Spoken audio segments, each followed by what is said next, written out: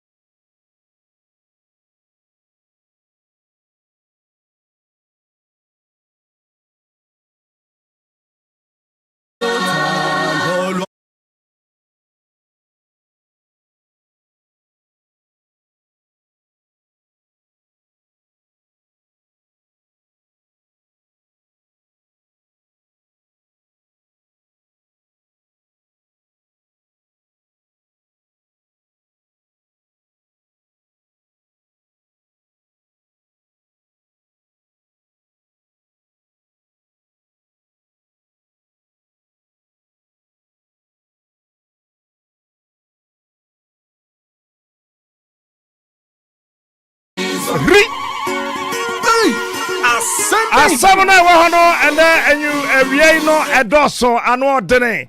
Mini the Captain Blessed, God's brain, the smart.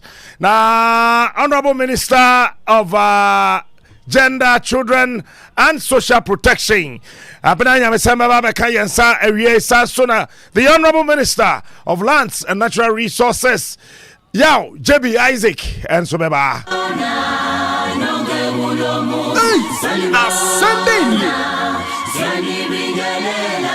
Pacho company bi wo kromo ha ye friend Haptel baumia dia na say baumia dia 176 million Ghana cedis ECG for tamafiri o account etua nanso omo sa ka 25 million pe sika dia ka no baumia ho anase ho ho Asante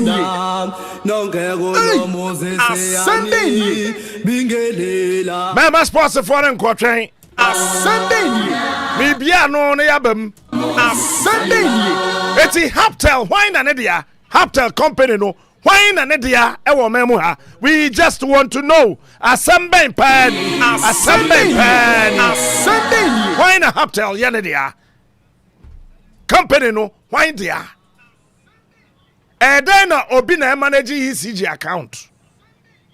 Oh, enunti no mpa mahama. MD no okasa mo ye ne den so okai. O se ono ontimi fa ECG sika enwo atopre. Okọ ya yetua sika no. Asante ni. Asante. Eti sika na hwan ho. Eno no we ya semusa ye be yi anu awie yi. Asante ni. Asante ni.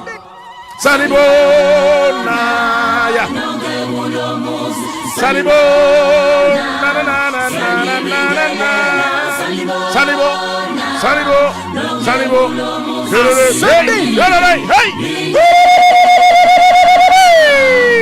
hey say ya me no ka say Donald Trump say wa man ho up to Monday cause Abraham de kwadwo to say Juada obe start here in ministers but say Biden pa obetimi kura aka say days na aka no on the president bi na ka yenso ani intem no nya kwanye na adwuma akoya dweje Sunday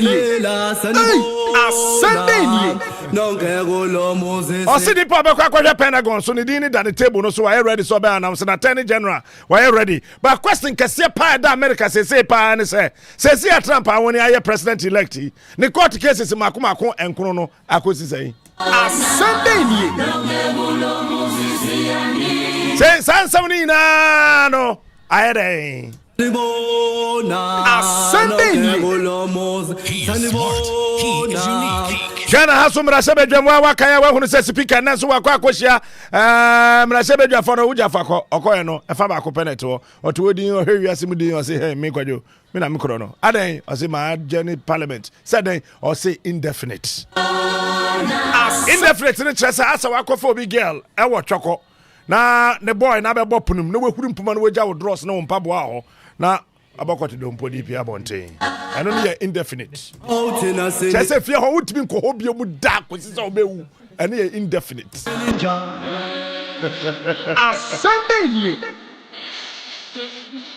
he is unique he is the best Captain Smart is the king. Sa enso na opening Kofi Asare.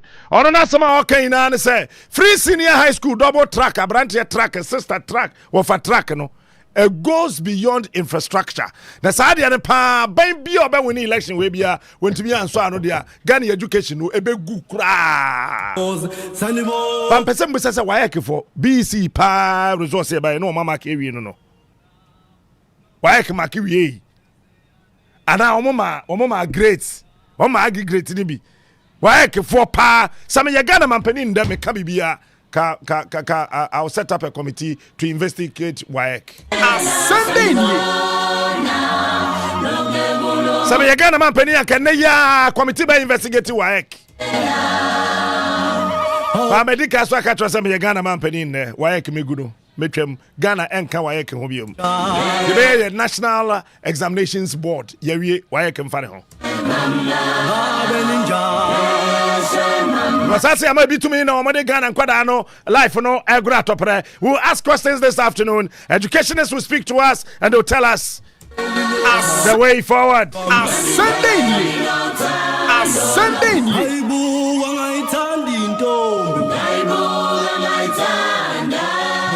$750 million na ayira ewo development bank Ghana no yebeka ho asem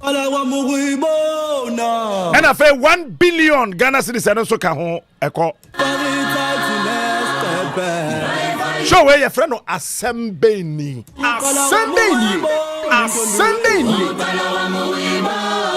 ewie yebekwa tama habo ne yakobon komo agent e won se wo mo strike o ma me niam na be duru habo na kira be hu kwa be fa so abeyi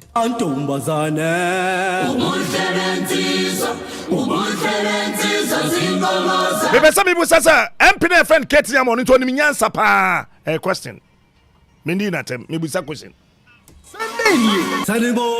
Sunday this is a question Sunday pass and Keti am on pa to ni nyansa pa ana me busa keke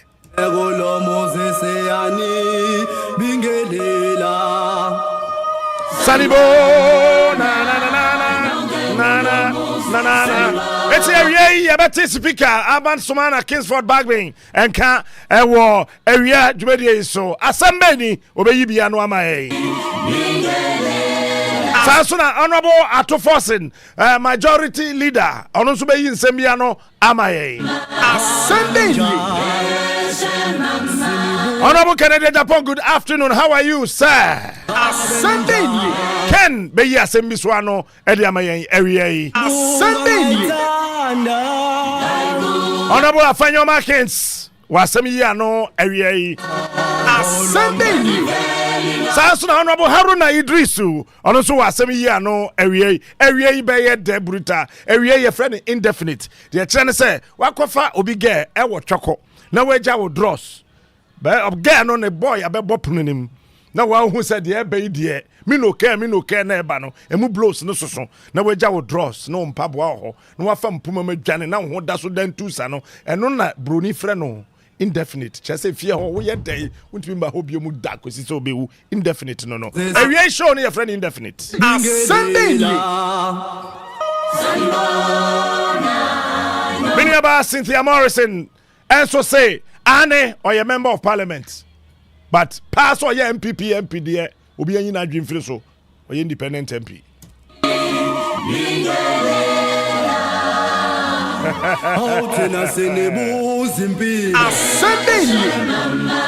Make a consultation, me producer. I am going to consult. Mr. Producer, come let me consult you. Sunday. In fact, sir, when you hear it, now guess them na mudi komobi. I say, hey, I am coming. You are coming where? Sunday. Where did you go that you are coming? Sunday. Hold me tight. I am coming. You are coming where? Sunday. Where are you coming from? Sunday. Where did you go that you are not coming? Sunday. Part 2 of this afternoon show is consultation coming. Sunday. Hold me tight. Sunday. Let me come and come well. Sunday. But the biggest question this morning on a Sunday, apart from DBG Ghana, I say Haptel, find ya Ghana. We will switch more into the arena of sports, which will be quite shortly. Sunday. Well, what's a sports formula to the mobile boy? Black Stars squad now. Or what about Quackabo? A match, no, but still, Angola Besha 2-1. 23rd minutes, Angola Besha first goal. Sunday.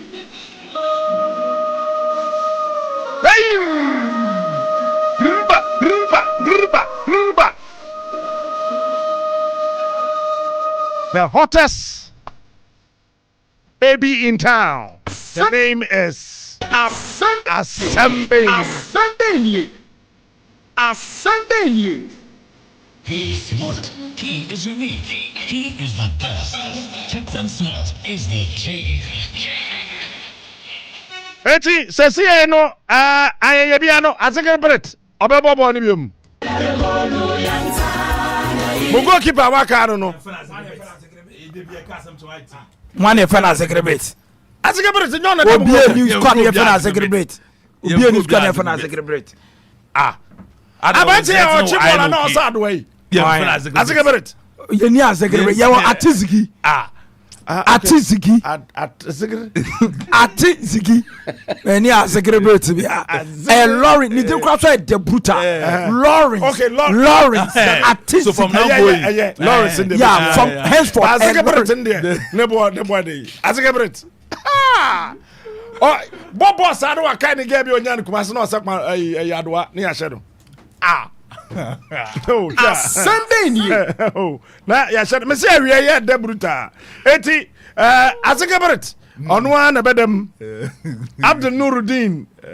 Joseph Walakot. Sunday. Ali Dusedu. Yeah. Tariq Lamte. Yeah. Jonas Ajete. Yeah. Nathaniel Ejay. Yeah. Alexander Jiku. Fantastic. Jerome Opoku. Yes. Gideon Mensah.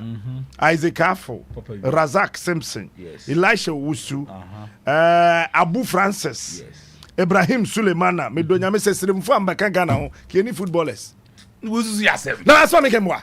Obi nkasa wo baba. Ti sa me mwa dia. Bobo Odina wo bobo leja is wo person. Michael Bedu. Mohammed Kudus. Oye Muslim. Kudus Oyega. Sunday. Ha? Emmanuel Entry. Ibrahim Osman. Ubo tu bi aje wunya. So NS Nuyama. Me se Nuyama sister Penny ne ba no. Okay. Aha. Anton Semenyo. Yeah, Antoine. Jordan Ayu. Ona bete kaba ko ba no message mo. Inaki Williams. Isahaku Fatau. Joseph Paint. So we na mode bebo Angola. Ngene ye de be share Angola ne Niger. Niger de minim ho asem. Men kan Niger ho asem sesi ancho. Ade be chen bebo Niger no. Le me kan asem a kire. But you know me wo problem kakra. This list. You say ma me bu so asem na yi ano emfa wo problem na mba ye show we so. Me bu so asem na wo yi ano. Wo problem. Eno yi asem. No, yen discuss African Cup and the Monkobi. Menyesa. Ye bo African Cup or Africa. Na a nation like Ghana. Nancy about World represent here. Nancy about World Cup or World I told them Monkobi. Yeah, but ye bo World Cup Brazil and Germany, Spain in Kanwa. And man are grown in Shada and Yede. That's ye bo African Ghana and Kanwa. Into be a bay in our powers be a way fine. Oh, why? The squad we need correct. Correct. Okay. Correct. But captain issues been a moment. Captain Mayor. Instead, Daniel boy, you were far senior the man, Mohammed Good is the man who good in the mass support. Why? Daniel, you can't be a boy. No, why they? Say, man, a captain no attend this. Nancy, Copper send the papa on your day. Oh, no, Mamma Casa, me came produce. Why they? Mamma Casa, me came here. Park Tantanta way. A dear park, but what me, your mom doing here? A dear. I can't suppose them. Oh, chief. Mamma and Cosa Sanko. Mobia, and your cap and so on a joke. Now, you're not one dear Homachi. Robert Hook says, "I do in a duet." Sunday. What? Much you champ pictures way Eddie Ababe Jina was said. We assembly empire. It's way bet me Shangola. Oh yeah, of course, and the Kucho. We be Shangola. Because show me shame. If you don't know what we know, yeah, your precious beer says, Sudan bet me lose 2 matches and ya found ko. Nti sana calculation ete. Nti yanse Sudan be lose ama Angola na wasen lose ama Niger. Nti ya na ye sha Angola ni Niger pe na say ye call Morocco next year Christmas na ye bo AFCON o Morocco. Nti dem come on nti ye call nti be share. Where Tell me problem what's my main problem no. Obi lose 2 matches. Yes, na yen say 2 na yen call.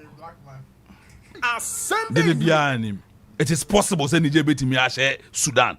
It's also possible that Angola betimi a Sudan. Into ammonia ni sa and it is possible so say Ghana be lose to Angola. It is not possible. And it is possible. It's a share we no agrona no he. Other for me ante.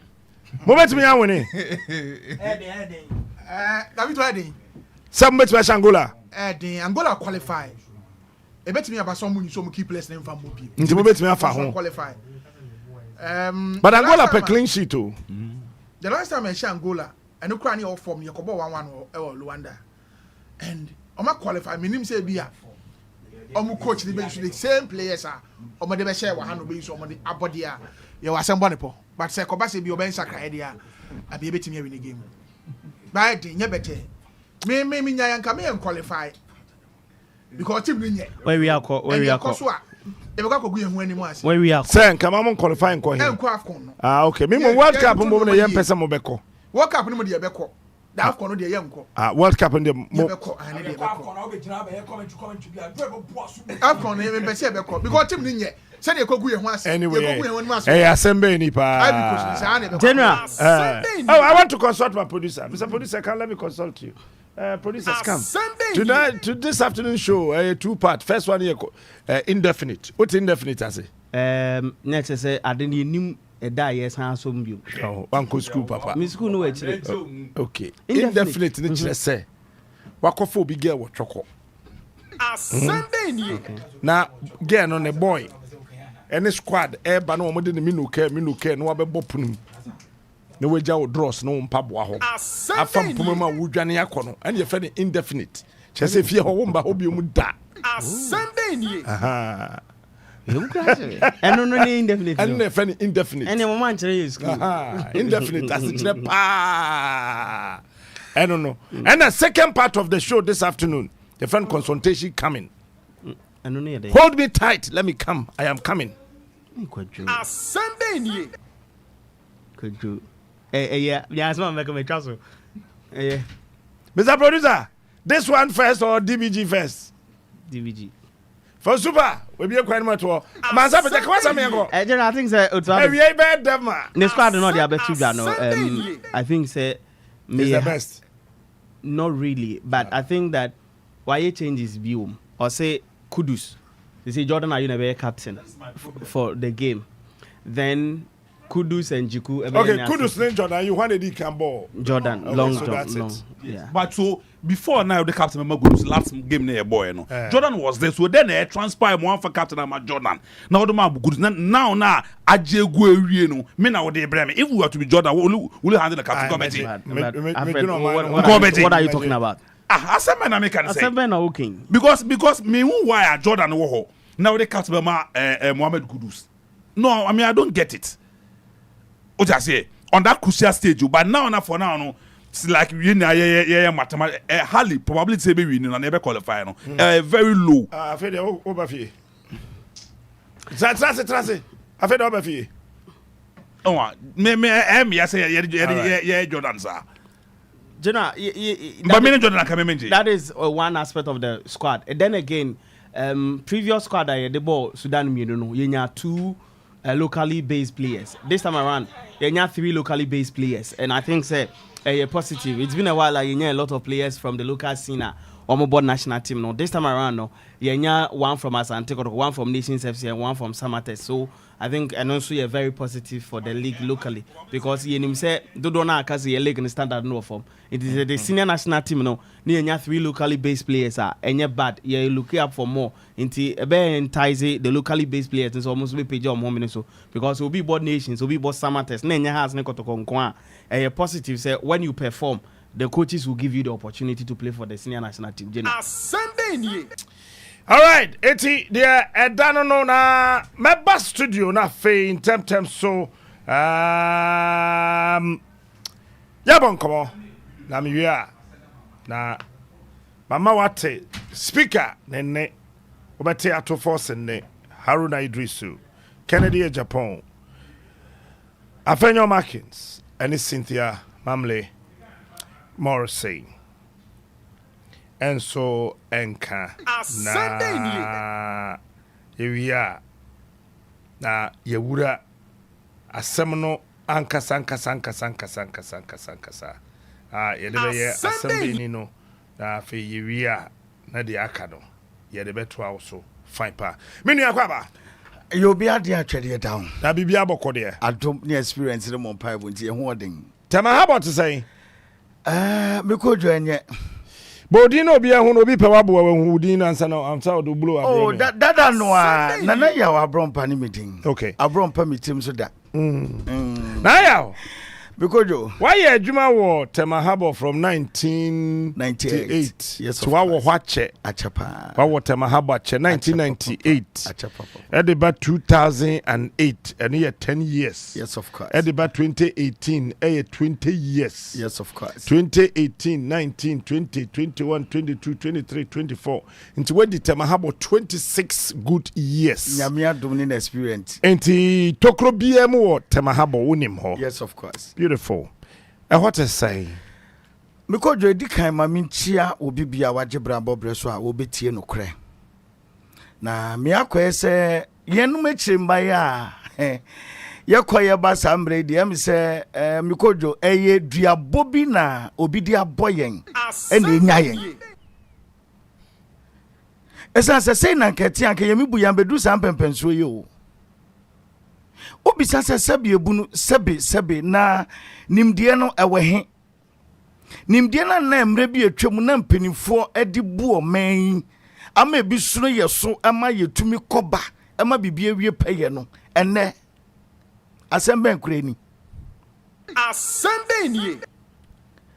ene wonim na kobo hu dua se wo didwa eye nsu hyenje abre ho ko didwa ne bia wenjina yi a obeboto wan boto a obeboka wan boka obesa wo akonfo esa se dwedie ne yedi wo enne e wo habo no enye yen eni kura yen biom obi na te de baabi eno o control eye dwedie no to be bisa se oman na ye wo mu no eye habo ne ye oman foforo de ana se eye Kwame Nkrumah habo dada na ye nim no a dem pa na ekoso ho Mikojo edwedie na poto ne se ene wonim na de 1 city kwhyemu a wahwa 1 city kwa wonya so mfa so obesa boka danger Sunday nie ye wo Ghana so ye di dollar ena dollar no so nyenye ne yetwa ye di esidi Mikojo tumi nko Togo he ya se ukodi dwa Pacho, let me welcome the Honorable Minister of State, Honorable Minister for Gender, Children, and Social Protection. Fantastic. Thank you. Honorable Minister. Thank you. No, Minister, meba Matiato. Ade. Oh, Matiato na me de Sunday nie And why indefinite? My summer short best empress. And I yes when so one far. Those of you on Facebook, come and see proper hofe. Oh, Mumbra mehwa hofe. Watiato. Be share Honorable Minister. The way ya mumfa no kwanto do Facebook. I'm Matiato Chensenka producer ba be share me page me free form na me da form say. Honorable Minister. Honorable Minister of and say no gender, Children and Social Protection. That's right. That's the Honorable Minister. Queen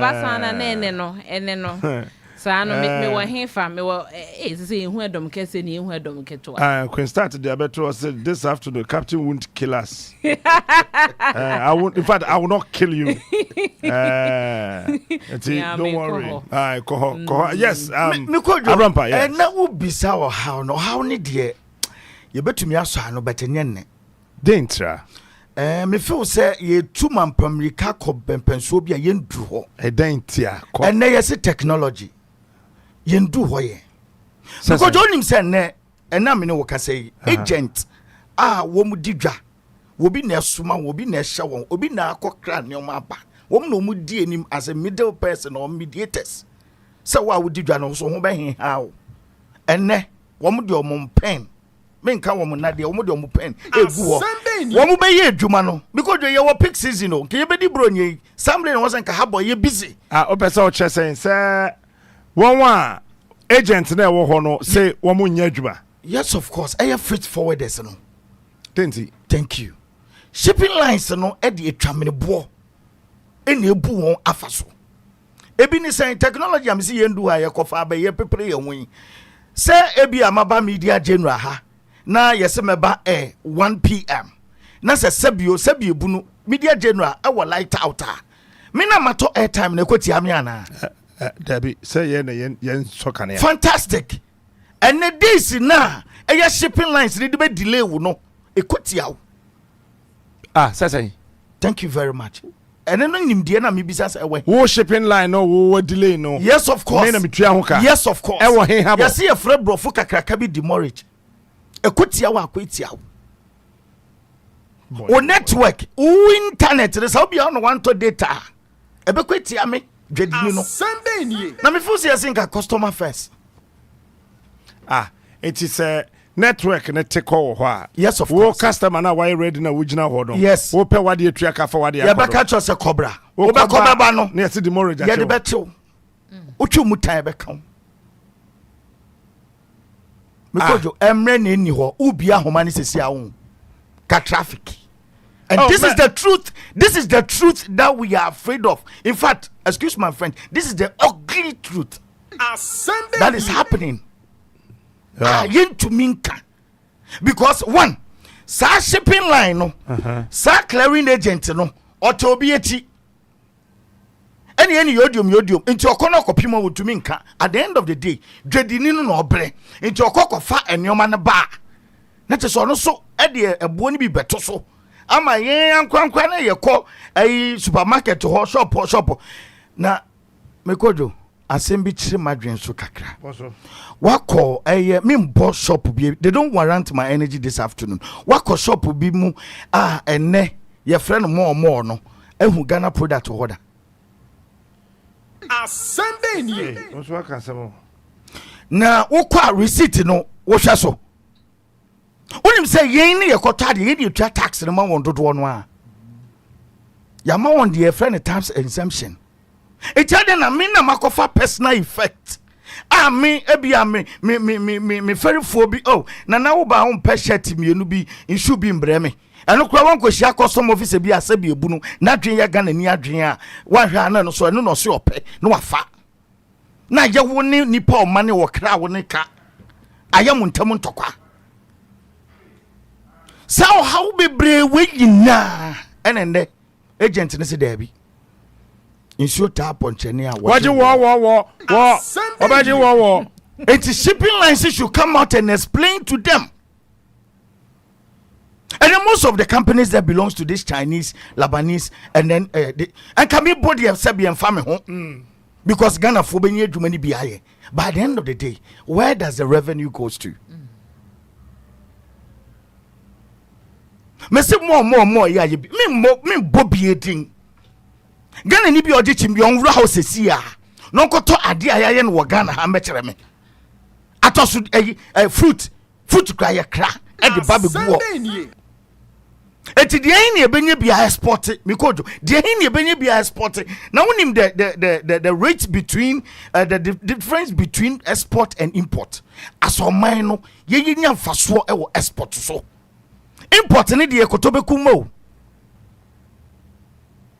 mate sɛ na terminals bebree bi wɔ hɔ a ɛtɔ da every day nipa baako yi kura no betumi ayɛ adwuma bɛyɛ 200 containers but ɛnɛ wonam hɔ a bɛyɛ 2-3 na afɔ anim na hyɛ sɛ wapɔn adwuma asɛm no akɔbɔsi kama mentie asɛm bɛn kura ni no akɔbɔsi asɛm bɛn nie mekojo yes sir ne dodoɔ yɛsi ɛyɛ ma na katri ɛka ni so a na ka so and the unemployment ya mete sɛ nkurɔfoɔ susu ho yi ɛfiri baabi o because nnwuma ne mu no I say game ya scramble no I say socks ball ya kyekyere ama na yɛ kokorowa ɛna kakra no a na edidi mu enke yem biem no bi I believe in competition as a business I believe in competition yem biem no bi enye bi nye because we pay taxes because you me give me tax and me tua bo so me kyerɛ wa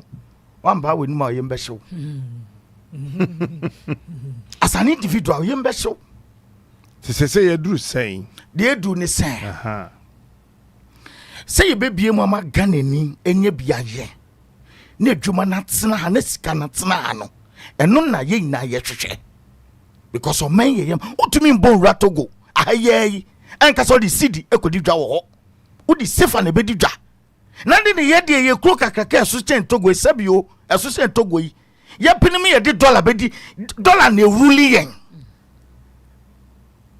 adwene ne ye adwuma de it's a question asɛm bɛn nie ne mom anka ye wo Ghana ha nyame adom yen nyame mom de no kra nyame ni pa Ghana so twen aso pa chense o mekojo the truth of the matter is that from a good empo de menko because sesi amaye nhwehwemu as a maritime researcher na herbal for year export wo mu ndroi bi since July if my statistics will say from July ban minten hu won bio ofafo na na menua na se de mi hu mo containers na afa o se papa sesi no okona kote ahabama na yale mum na wo de komo obi because cyanide ne mercury no I say ye haban ni ade na ye yes of course they should come out they shouldn't be afraid they should come out wow I mean we can say by March next year by the end of first quarter next year woman ye herbas ombesu and they know what I'm talking about say habo ego mikojo if I should rate it na me de tunsenye kai 98 me call ho say na nyoma te bepem na me man 1.8% to cry my ebony and I know what I'm over saying 100 over 10 and then say just 100 80 100 I'm money 30% to cry my ebony hey is it that bad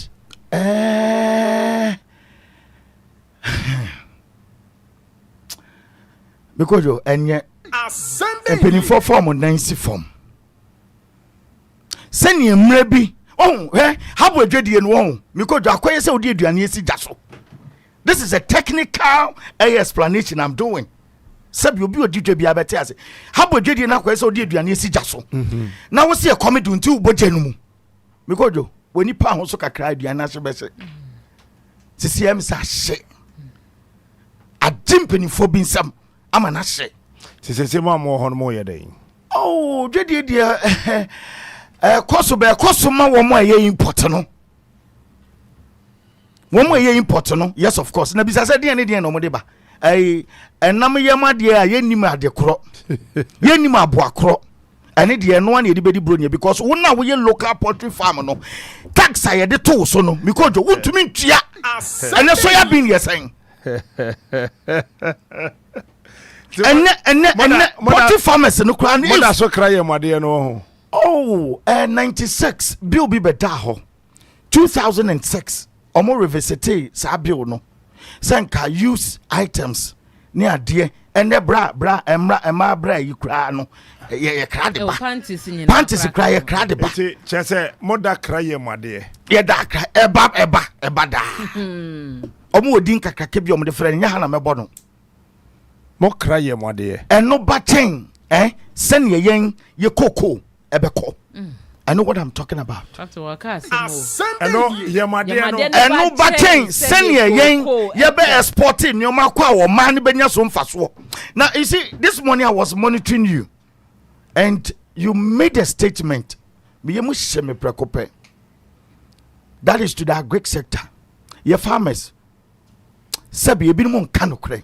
Uyi 10 na mienu pe ne ka no kre. Eye wo mo ye agric farmers e wo kro due mu a.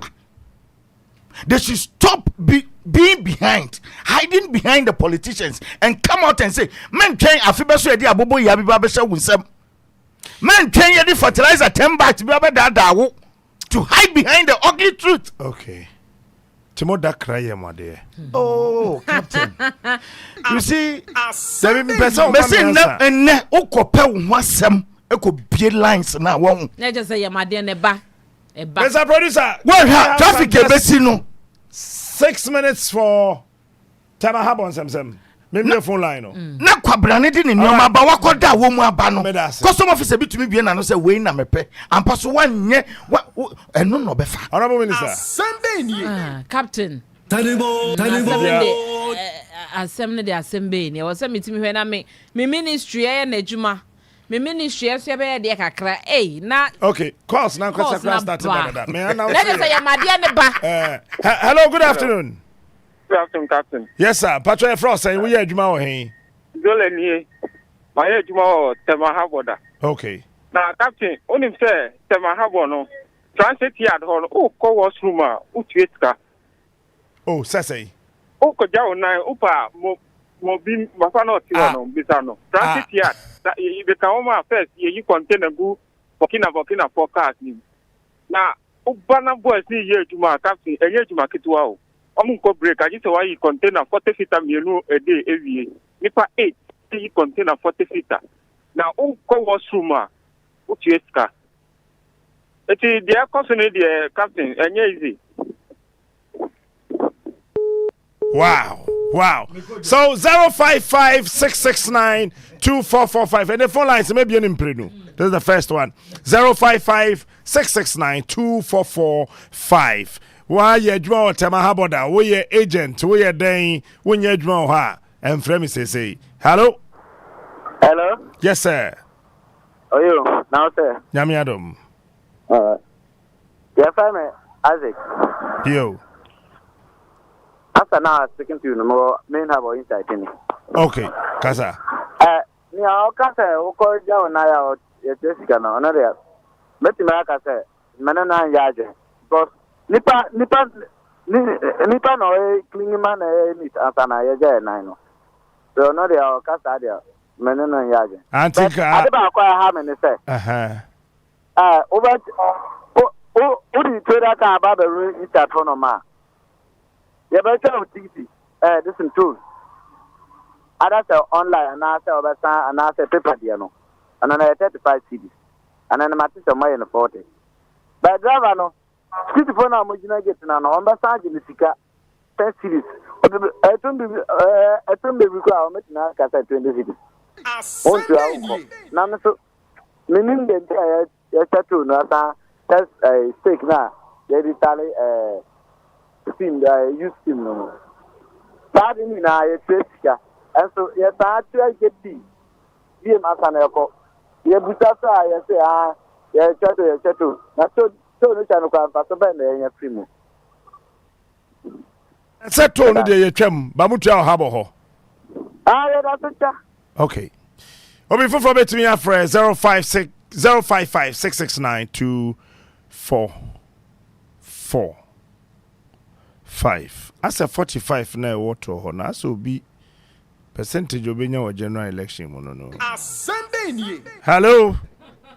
Hello, good afternoon. Good afternoon. Yeah, Captain Etizen. Nyamia do me ho ye na wonso a. So me ho ye pa. Me den di kojo me frefi assignment. Me da se. No pray woman say. In fact, my doubt to be okoye ejuma wo Tema Habo and then or abase omo container no mo say wo MPS. Na omo for no mo say MPS can be assay. Inti container no omuntimi mfamba gapo afo ho na gapo afo nye eduma. Ama menua no why frustrated pa inti no. Wanwa habo no minim se ne papa mu se ne boni mu. Penyimfo nhwe no mututu ne amaye. Na ema edwedi a ekoso wa ha no. Enkoso dojo manimpa. All right. To make a very important na wa betna se twɛn se container beba emba. Omo mekọ hotel akutua na omo ada. Omo nso omekan afọ na omo afọ na omo kan ba ha adwen. Yo medi hu juma ebeboa pa. Wo pa fresh na omo bisa se kan na omo ye ni ye a. All right. Ye ni ye nso a omo ntu hu ana mo. But I say, I'm in funny people from 055669244.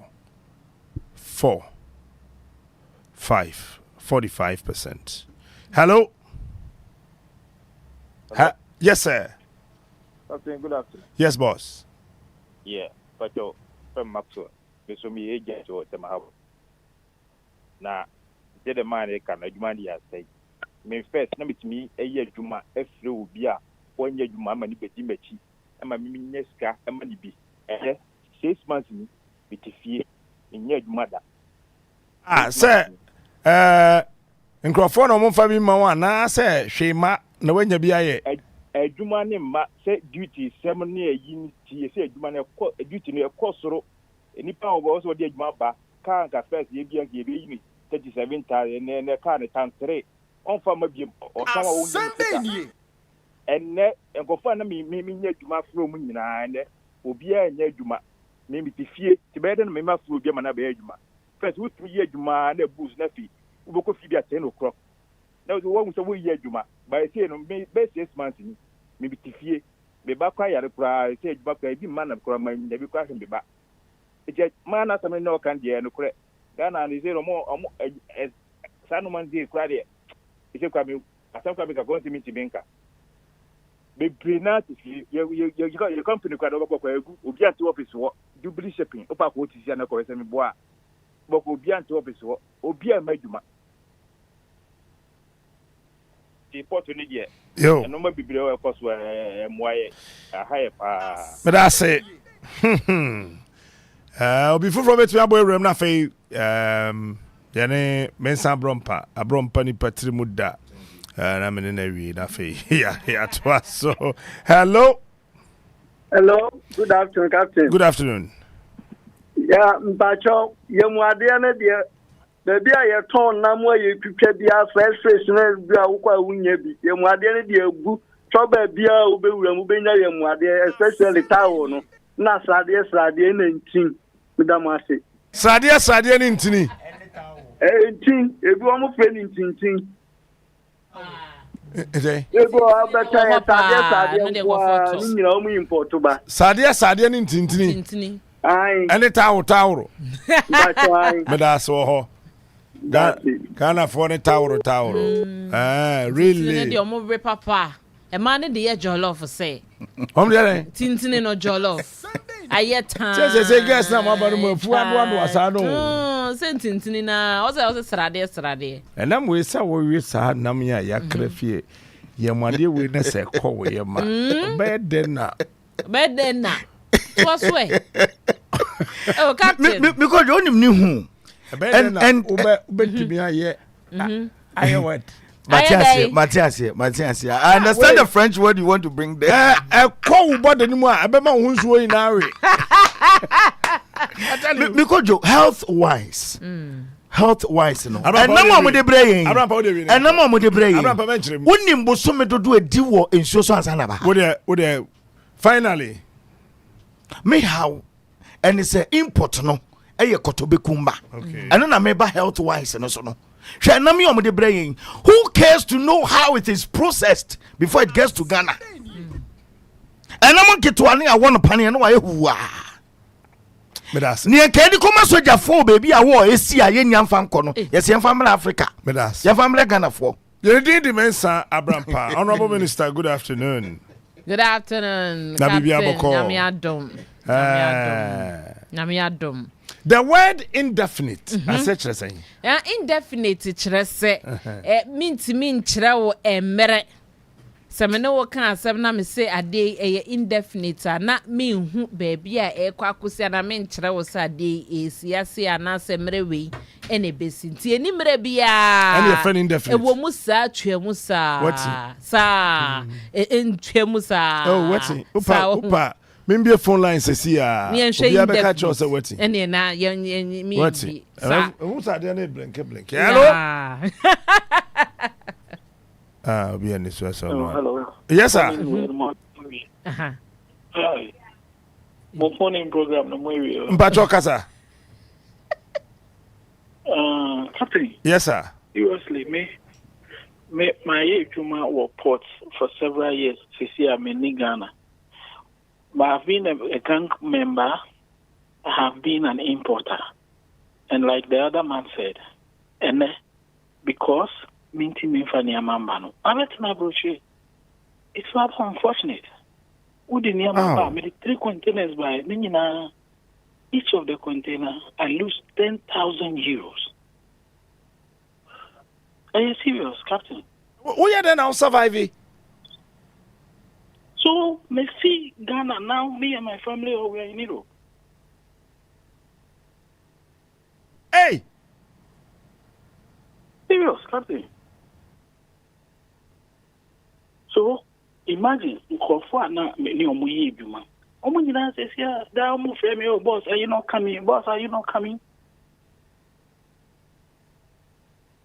It's will be a year, man.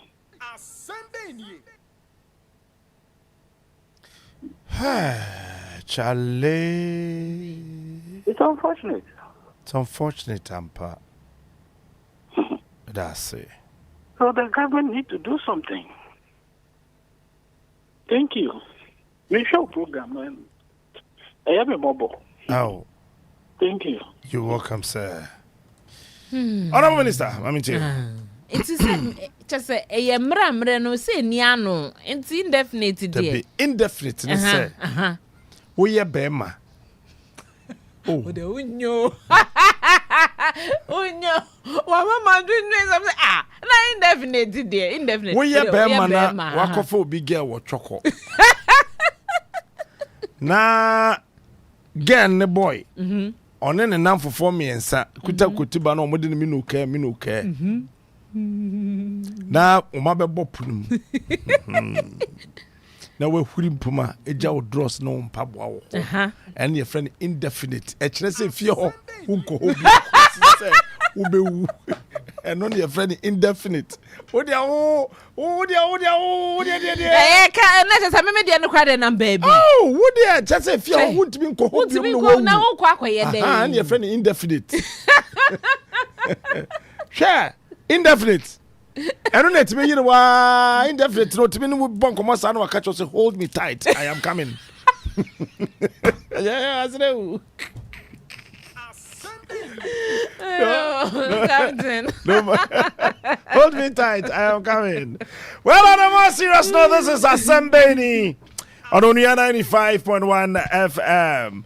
It's a throwback Thursday. So, you remember what's it? Maybe I say, maybe I say, you know, so you know. Messages in the Messages in the ha na. What can we enough for your coach speaker voice? Yeah, same way. It's in the can say. They say a majority caucus and I said PP caucus. Eh? Who bet me a majority to Supreme Court? I'm quite.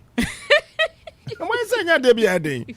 Mudu Supreme Court na maji akonjana fa ho na maka judges ne say moya majority adena moya atwetan sa adena moya we atwetan SSL ka muko duru ha na wako claim you see na mo debate ade ne yie no captain okwa akwotena he no ni problem no e fa ho ni baby a bet na no na hia ni bacho aso dem baby a wote na chere heaven wono de ne de o de da ne so enti a wote na ni fa ne so opeja ne nsa ni fa so oni mi wo madwuma oso opeja ne nsa be me yempi anka mentie me leader anka meko because me pesu aso for man kan chrem say ubeyi o leader ma ubeyi nko fa ma se me wo ekwan a esese me kan ho asem ye yema me constituent na me ja ho na makwata me leader office enti ka akwotena he baby a be je yensa akonwa ho metimi aka asama na me busa he fa na abetena ma me akonwa speaker na ho okura metena wako nkonya wo metena bonkum ho na moja to no e ho na campaign what na why ye dey me constituency na kwan na omo hwehwe nya ba bia MP wo betena ebe busa so ko ye dey enu tira se ye chi MPs no buon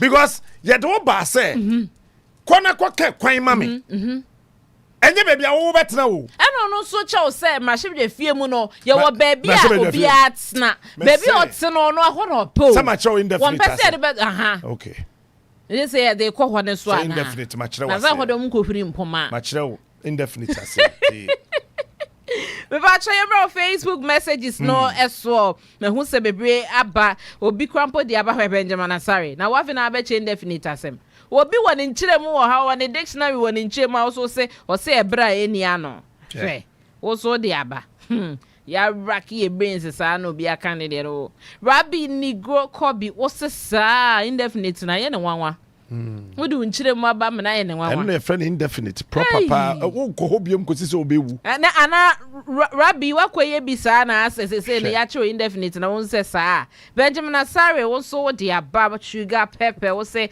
captain ube kun yo Asare Evans wa sra asafo Bergan so asri Ibrahim Bacha Robert Ninoy eyo omo sra se captain na indefinite ya wodi mu nkyere mu baye sa na apese wo tra na Queen Start so ewo ha Janet Ami so ewo ha Paso enso ewo ha wa mo ma shrem se indefinite na nkasa no na obi anso ewo ne ntwemu ewo ho kopem se captain edi ne ntwemu baaye e na afide ayomo millions upon Kelvin GH say Daniel Carter was a captain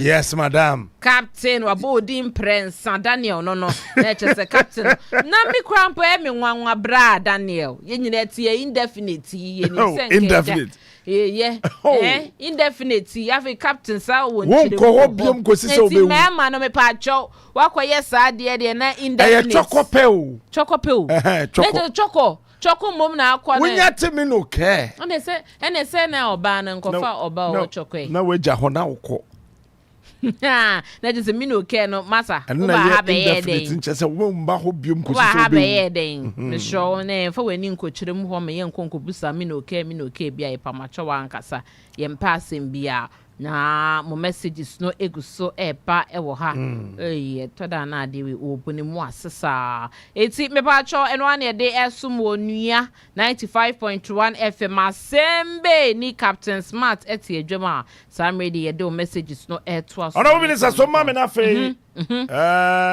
okay enche be kwa homa no so na Faruka wa ha besinka no person can be kakra about America elections no na otimi epapa mu kakra ma edoma suko owie no ana ya bowura Ghana mrahye bedwam na fe yetie obia ne obia yebetie obia ne obia na fe yewia na ya behwe eye DBG na ya be kan DBG ye kan DBG wia na afe I think Honorable Kofi Adams right na Honorable Kofi Adams atnas na fe yetimi yene no Abonkomo. Paso Kofi was say a numero oh baby I will not see live yet I say Daniel Carty also honey meister will say what will happen today then I'll share any Moses say be happen and then I watch her say be happen assemble cranny but your haptel one dear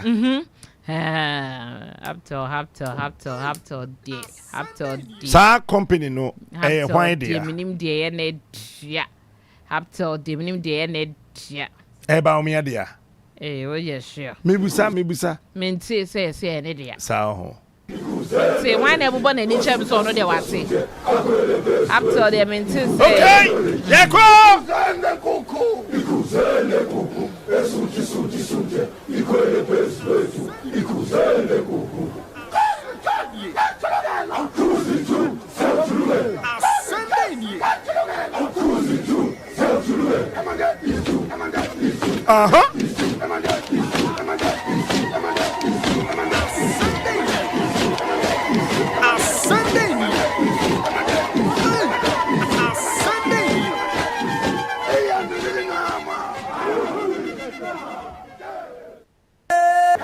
Okay. Asama mi busa area ba kono se Haptel Limited. Why dia? then na sa company ne Electricity Company of Ghana ewo yo and ya transfer ECG sika nyina ekwama sa company no pacho eye hwan dia. Who owns that company? Is it for Nanado? Is it for John Mahama? Is it for Dr. Mahamadou Bawumia? Or is for the Chief Justice? And is it for a Supreme Court judge or Antibi of Media General? Who owns that company? Why? And a sa company na your friend no Haptel no eyenidia. Na me pacho eyeden so and a sa company no sika eye ECG dia no akodi won ho omo ye adwuma ben Assemble nie. 171 million Ghana cedis. But what the mamen kwa amano so na me ne our hub emmon komo me ba na fe ya be buy Haptel issues nim na fe yakọ Parliament ye free parliamenta na ya ba DBG of our hub my Yeah, because you're trying. Nyame adom me ho ye pa na so eh Nyame dia bedru ne beneza. Be okay. Inshallah. okay. Donald Trump we na me hwe no si ye na sem ina na say ono wa ready say Monday obebo nkrofo a ono mbe ye adwuma din na say Biden ne Kamala hwe na omo abre kura mpa kan de nya hwe kan da kakra ya kai omo de kofi no omo ka so omo mpa biom na yeso ani in ntem no ntimi nya na adwuma ne kwa so anum koyo sa ada ubiewe u program ya no and so nya kwa invite me ama me baby now be sam say me ma direct the overwhelming American election. My response was that the United States elections until see a council and ya dia bitimi attract Americans. Because only issues now on the core election are different from here them. Only the policy issues. And here the road I and here you see AstroTurf. And here the E-block. And here the any other policy be I had something cancer municipal, regional, district, and now so in Pokrano assemblies that is where we have the problem. Because you share a quiet Trump, a passo, they use the word bastardize the campaign of Democrats. Next in the grand style of winning.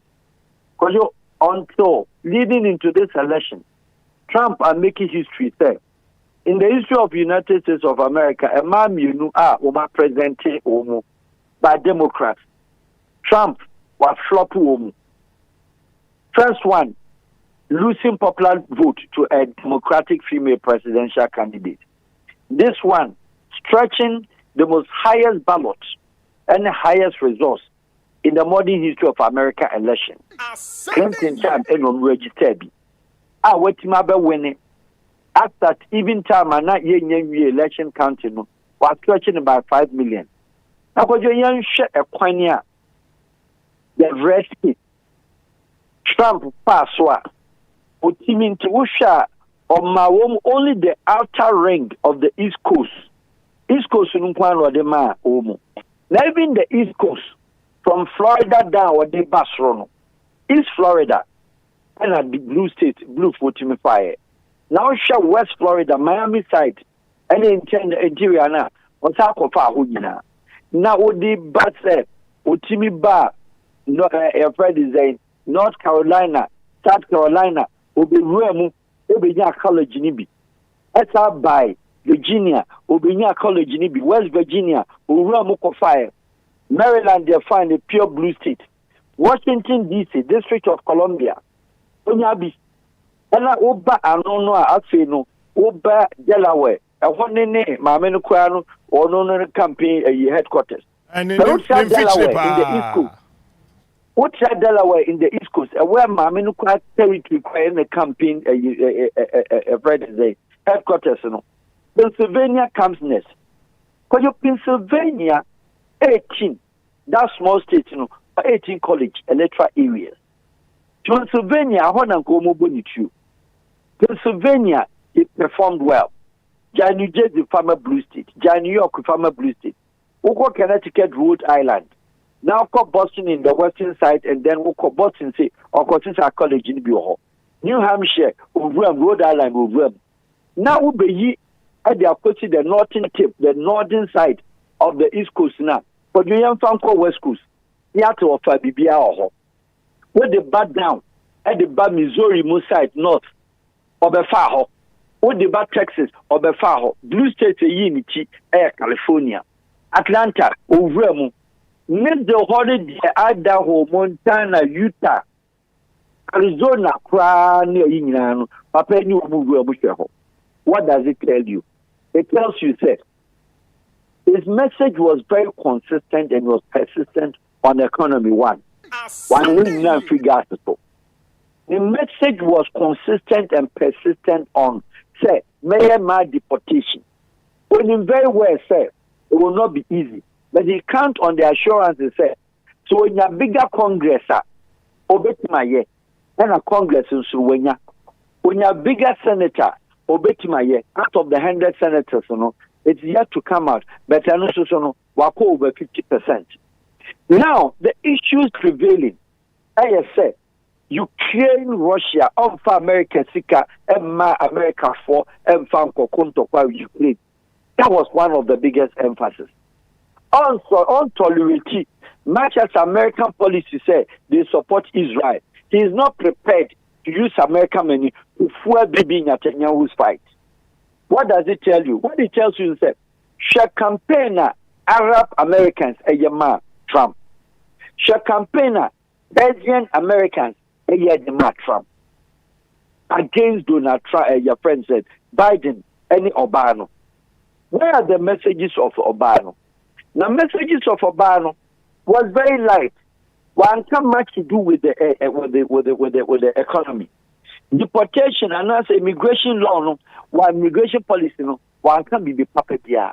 Then when it comes to the tax, Trump will making the position clear. The position is what say. Me ba, a Sikafona must target you, including he himself. Omo tax as an individual, Captain Smart. On your the position why was say Captain Smart be a Jumadada. What for nipa 2,000? Then nipa 2,000 in now contribute to our America homo tax regime. Into already the person has contributed the tax. Into no individual salary no. So begin more not just for no more punishing. Into sanity there. Obian chiane de here ni chiane de. But in the view of Democrats, and say no. Here need to tax the same percentage as Kenya, almost taxing more. But what about Kenya? Sabi here near Ombia Juma. Let Kenya be a Juma also contribute to on the national income. The position of making it clear. But you also the car Medicaid, Obama care the soccer said or blown out. But say compare Juma, no Juma ya company insure. They themselves that them not measure. New insurance, American system was not built that way in 1 year. Watching the position. But no, what's that said? Gay American believe in the Holy in the Trinity. And once so. Into be our person gay. And your friend is saying marriage, on your day, same marriage and same sex and company. Transgender also so. What and yes, saying that here we have a new president elect America also so trumu so and yana na don san ye de yimaye it just says obi antimi nya na hwe Nalado I've said and I'll mention again Emra Kamala Baha post Kamala's a friends a visit Nalado Kamala general catcher and say Mami Uba America Uba Ghana is one of the selected countries democratic vice president. First time in the history of the world, and we hear your friends, we hear Oba. Actually, Papa Sabi Penina or your president, when you to bit my woo. Ekache and say, she and a one for signing our bill, no, it will have consequence. Kamala Baha, my two cities. For so only the gay right. and no one or the quiet. But what year Nanado His Excellency, the comments a year Onga, United Nations General Assembly, about 2 years ago, when he was posted that question on the side, and I come about how the answer was very clear. If you understand the interpretation of diplomacy, every generation will solve their problem. When we get there, we will find solution to it. At that time, I can in 2 months. Nanado, and I'm telling you, directly, I'm not the spokesperson for Nanado, neither for MPP. But I can tell you that Nanado will not sign. Generation to come, that is new president, either his government, his party, or any other party that comes to power, is the child and a beba. Wow, bebano, over sign was sign and you on that time of coffee. Now, that is not even the issue. The issue is, Matete, now call Ghana Web, Amnia, yes, sir. Whereas MPP a claim, say, winning where Trump are winning there, a philosophy, ideologies, Yanni, one destiny, any yafa. Of course, the NDC is a 50 equity of the return of the vice president, any so Yanu Yafa. Now, Mekan must say Ghana for say America, the elections, one Ghana in this spiritual connection, be more yamu campaign among ye. Trump winning does not affect or does not go against or for any of these two parties. Okay. More campaign now, more ye. More policy and issues and stop the promises. And the Mumian Jai, a year what is called say, more manifesto campaign now, more catching. More share the Trump, yeah. America first was fairly our debate. What else is not a debate, and they win the elections. America first say, will show wickedness, was so Bema's deportation. What was he trying to achieve? Meaning, say, when him said the American continent, American country, are broken and also. And when him very well say how to sensitize them and whip the enthusiasm and tag their woman nerves. What can the ama woman? When that's so bad now when you know, that is what they wanted to hear. Decisive decision. All right. Now, yet, promises. Number one information to share. For your NSA or network, NSA. Then for rather. Say a better sense so American election being a idea so. I never could have missed room. Nakojo, Muzi Wojuma said. Then I need politicians, including our president, Baku America Electoral Commission, Omebunidin. Wajo, advanced and experienced politician, journalist, Ghana, America Electoral Commissioner Ben Rubin. The whole country, America, 400 million populated nation, almost only state commissioners. Now, state commissioners are very clear. Elect a federal election commission board on so declare political destiny and political color. And then FSA, Commissioner Coxey, well, you're pure Republican. What does it mean, sir? The Democrats, our presidency, Republican, and the electoral commissioner, chairman. Near the Democrat, Abe vice. And ye matter, ye plastics. This particular election, Democrats, presented a mamiensa, and then Bantrop on the vice to Coxey, Jane Coxey, our Republican, and the home feature of Baba Kumbusad, and home feature Linda Baum. Shasta will be actually a Democrat. We actually a Democrat. Yet, Electoral Commission now, members now will be including Jemensa, Obia ISB Boson. The party. Which country develops like that? UK is not like that. France is not like that. Into what it is, they say. Electoral Commission, CSC be for American election one. Yama who say nipa 8 now or Papa me a CPP ni, me a PCP ni, me MPP me a friend is saying NDC. What does it mean? What it means in the sense? That year no WOHO, and it means a Jemensa, the color blue, red, and white. Near the white is a money deputy. Yet the more other members, Obia Alpha Party in a members. What does it balance? Say a finance at the Akoto machine. Finance, a be NDC. Then when they are in charge of the technology, extra machines nearby the MPP. What does it mean? A balance. And here, many BBM Electoral Commissioner, Jemensa, Charlotte, Dr. Fajam Han, who said, I promise you, sir, election will be free and fair. All right. We don't have that in America. Well, for Where they give him? Mamenda was yemre nintino na next week yempe time ye. Na yen santana sibium the second time. Na eno yen discuss it purely this American elections and Donald Trump. Kojo Yamisha. Osha so wafa Farouk Al-Wahab ena wote semeneno ebon come back to Haptel. Na 2:15 exactly. Mame and Shay Nafi Mendane Meho Emra Meba Yabetwaso. Asembeni.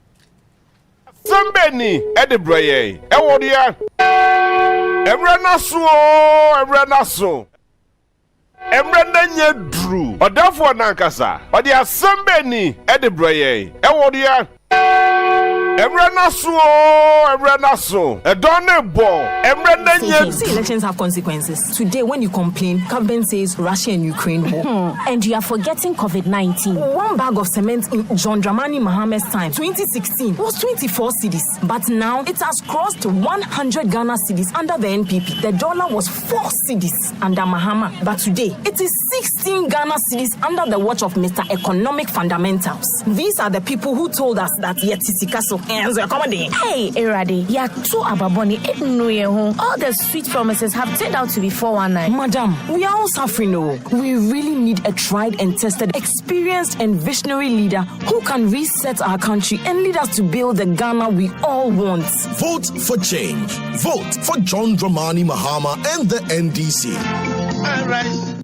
Etoda na niema mo ya diamao. Ekagu so. Woje wo ho anje. Any da swap mao. Our phone na dial *446#. Na twadewa 539. Chop money lotto no. Na di 10 o'clock anopa bia. Se wanya ho a, amane haw kra. Wo ho akwanya se obesie twadewa rush hour lotto no. 130 awia bia.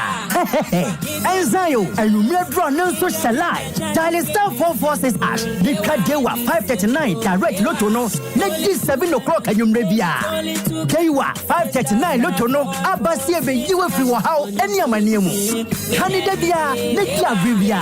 Dewa afa wo penchemu afre 0532 479879. Dewa afa. This Friday, Onua weekend party is moving to Abrewan.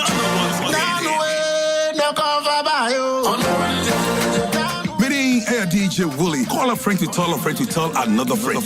It's Friday. This Friday, the only place in the capital city, Dakuma, Abrewanana, Abrewanana Pap, Dakuma, Alafia bus stop, Ebeyede. Remember, all your favorite presenters from Onua 95.1 FM will be represented. Captain Smart, Nana Yabrefo, Felicia Osei, Dr. Prekese, Papa Shamu, Alfredo, Solomon Amankwa, and NKG. It's gonna be fun and entertainment. Your DJs for the night. DJ Rotation, DJ Forever, DJ Stagger, DJ Kobo, DJ Scooby, DJ Lyrics, and DJ Mike. It's gonna be massive evening. Your MCs for the night, Daniel the MC, Ajubi Dates Rush, and DJ Willie.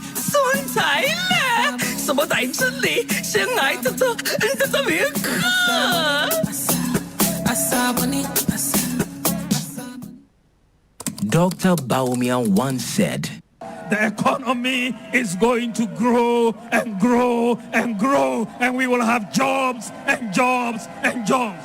This is the economy of Nana Addo Dankwa Akufo-Addo. The unemployment rate, which stood at just 8% in 2016, has hit an all-time high of 15%. The latest 2024 Afrobarometer indicates that unemployment is the biggest problem facing the nation. You trust this liar at your own peril. Vote John Dramani Mahama for president. Trustworthy, honest, and reliable. Vote for change. Choose the umbrella. Vote John Dramani Mahama and the NDC. All right, Yasaba. Anoding. Yeah, every na to say the Namibusa say Haptel company no. Why dear? Sa company ya make kan wasemi Afi April bosom ene da etoso emiensa. Ena haptel nankasa ene nimpeni for ba bonten be ka se womone Electricity Company of Ghana atnase. Ewie asensan bibia omofre no commercial agreement. Na sa company sa me twa adwe siso kakra. Shase kuchiri hon kakra somewhere around 2007. Birem 2008. Company na tena omemu ha bedru sambre. Na de ababetom sesei ene se. Sa company ono ena ECG. Ne sikasem yentuantum yentuanko yentuantum yentuamra yentuantum yentuanko yentuamra ono nsem ene hye. Na eno na akobasa company no etua sika bia enni kwan se nanka otua. Na sika no akwakodi eyesa company ho. Wamuso twetwe amu nyani na aba ni na aba nyani na aba ni na aba nyani na aba ni na aba because na former managing director of Electricity Company of Ghana non person be sign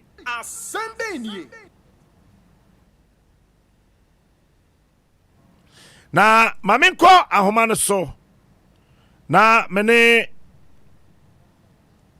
Dr.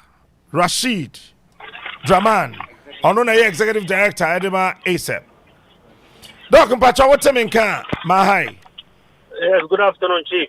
Unfortunately, I can't help our people in the local language. That is fine. How are you, sir? I'm fine, thank you, Captain. Good. I'm also doing very well. Doc, quickly. Parliament. Yes. The declaration of the 4 seats vacant. Majority then staging whatever, went to Supreme Court, and what happened today and yesterday's speaker's press meeting. Put all that together. What do you make out of that? Honestly, Captain, I don't know whether the last time we spoke, I think I had mentioned that this matter requires some political solution. We cannot resolve this just simply through the legal channels. We elect our politicians and Parliament. Parliament is a talking place. They are supposed to sit down and talk, disagree, and then maybe go out, take some breath, come back and talk until they agree. Or sometimes they will have to say, okay, we agree to disagree. I haven't seen much of that. And this is especially necessary because of the kind of parliament that we have. It's a hung parliament. And in a hung parliament, you can never get 100% of what you want. You always have to try and move to the middle. And so what I was expecting, especially today, because I think what has happened in the past is gone. Today I was expecting as a strategy, maybe the MPP side will come into the chamber, force the hand of the speaker, and let's hear what the speaker says, because the Supreme Court says state execution. Come and sit in the chamber, and then let's hear what the speaker will say. Even if you have to sit on his left side, challenge him and say, look, the Supreme Court has said A, B, C, D. Let's hear you. But once again, they did not show up. Yet they were the ones who forced the hand of the speaker through a petition to recall Parliament. So this is going to continue, Captain, until we are able to find political ways of getting the two sides to sit down and talk. And if they cannot do that by themselves, maybe some of our elders will need to step in. Our elders haven't done much because you heard the rhetoric before the sitting. The NDC says we are majority, MPP says we are majority. So it looks like they are still far, far, far apart from each other. So, to put it, yes. Please go ahead. Hello, Please go ahead. No, I said to put it all together. Okay. The conditions that gave rise to the problem were not resolved, and I don't know how anybody was thinking that just recalling Parliament or the Supreme Court sitting and giving orders will resolve this matter. Okay, Doc. Yesterday, the Speaker of Parliament said there seems to be some seemingly collusion between the executive and the judiciary to weaken Parliament. I want to find out from you, how does the executive and the judicial branch of our country, how can they influence or interfere with parliamentary decisions? Captain, I think for me, yes, there is interference or there is an effort to undermine or ignore Parliament, i.e., the Parliament passed a bill and the President Secretary said, don't bring it here. I mean, this is alien to our Constitution. The Speaker made reference to it yesterday. Several times we see MPs running to the court, even when Parliament hasn't finished its work, inviting the court into the space of Parliament. When I put all this together, I would not say, as the Speaker said, that the two sides are conniving to undermine Parliament. I would say Parliament, the members are conniving amongst themselves to undermine, to allow themselves to be undermined. Because on some of these important matters, one would have expected that Parliament will rise as one body and say, look, the Constitution says we should pass, our role is to legislate, to pass laws. And then the role of the executive, the president, is to assent, or where the president disagrees, let him come back to us with reasons. The president disregarded Parliament. He told the clerk, don't even come near the Jubilee House. And we didn't hear Parliament speak against this with one voice. We only heard the opposition talking. Tomorrow, if there is an NDC president in the House, and he says the same thing, what is the other side going to say? So for me, these are examples where it is rather the MPs who are conniving amongst themselves because they want to please the president, and this is not only an MPP, because I believe if NDC is in power, it's the same thing that we are going to see, and we have seen many of that in the previous parliaments. So all to say, it is rather the parliamentarians who are allowing their own institution to be undermined by these two arms, because they are supposed to be standing on equal legs. But if you look at it carefully, when we had the hanged parliament, it seems there's a structural challenge, that seems to hinder parliamentary independence. That aside, do you again foresee any constitutional limitations that might prevent Parliament from actually functioning independently? Yes, I think so. The big one, which many have spoken about, including our former President Kufuor, is that marriage. I mean, the one that makes our separation not too clear, where we have ministers as MPs.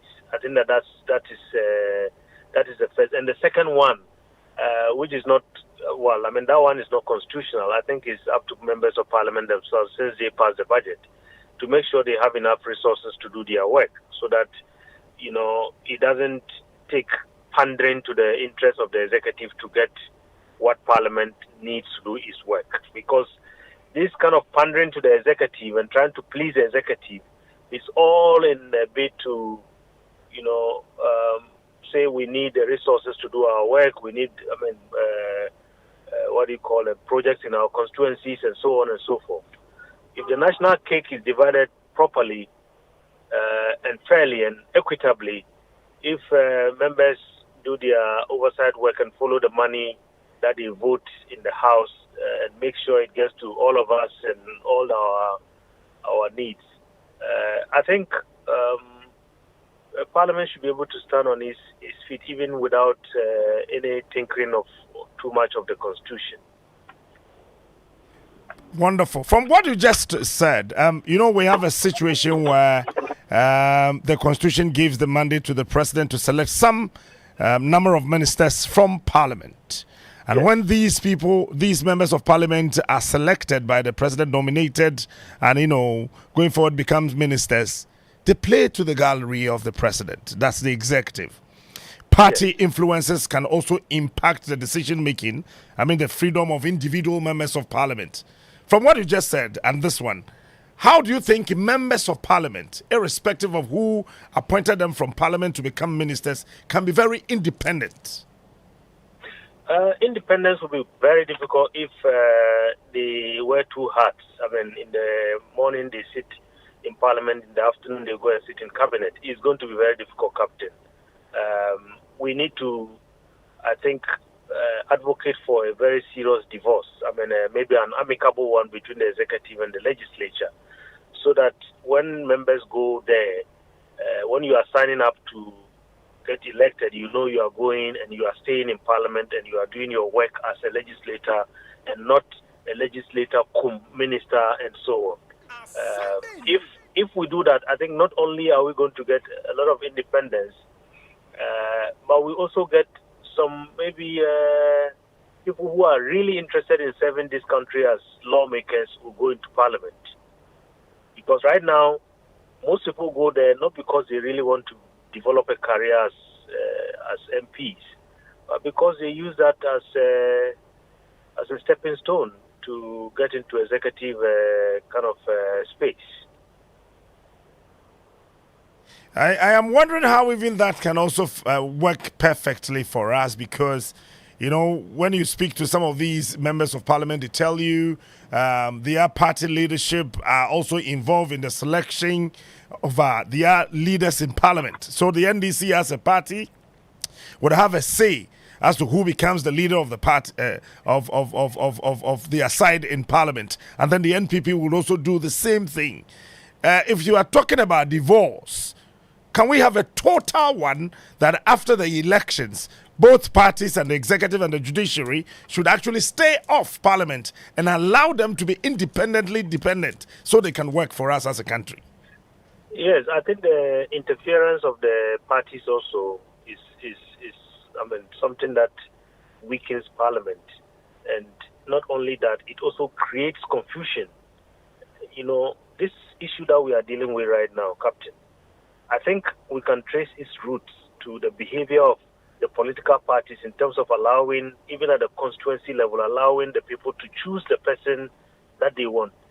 These MPs who are gone independent now, most of them are angry because they think that the party had a hand in choosing somebody else apart from them. Now, when you come into the House, I think Ghanaians are not happy when they see, the party issuing directives to our MPs, or the parties sitting in Parliament and trying to direct MPs in terms of how to vote or watching over them. It creates an impression that, they are being remotely controlled by the party, and then you add the influence of the executive. So, yes, I agree with you. Apart from the divorce from the executive, I think we also need some kind of, yes, the parties would have to caucus with their members and agree their positions and so on, but they should also make room for dissent so that when people say we disagree, they don't get punished. We have seen people punished so many times because they disagree with the party's position. And we have seen the recent changes in the leadership in Parliament.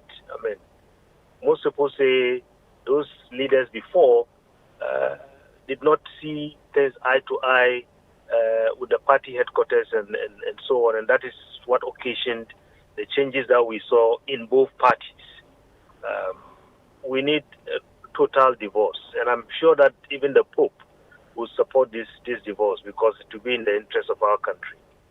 Do you agree with those who says that we should actually find a historical and cultural factors that can actually contribute to establishing a very firm, independent parliament? If yes, historically and culturally, what are some of the things that we can put together to also help our parliamentarians and parliament as an institution to become independent?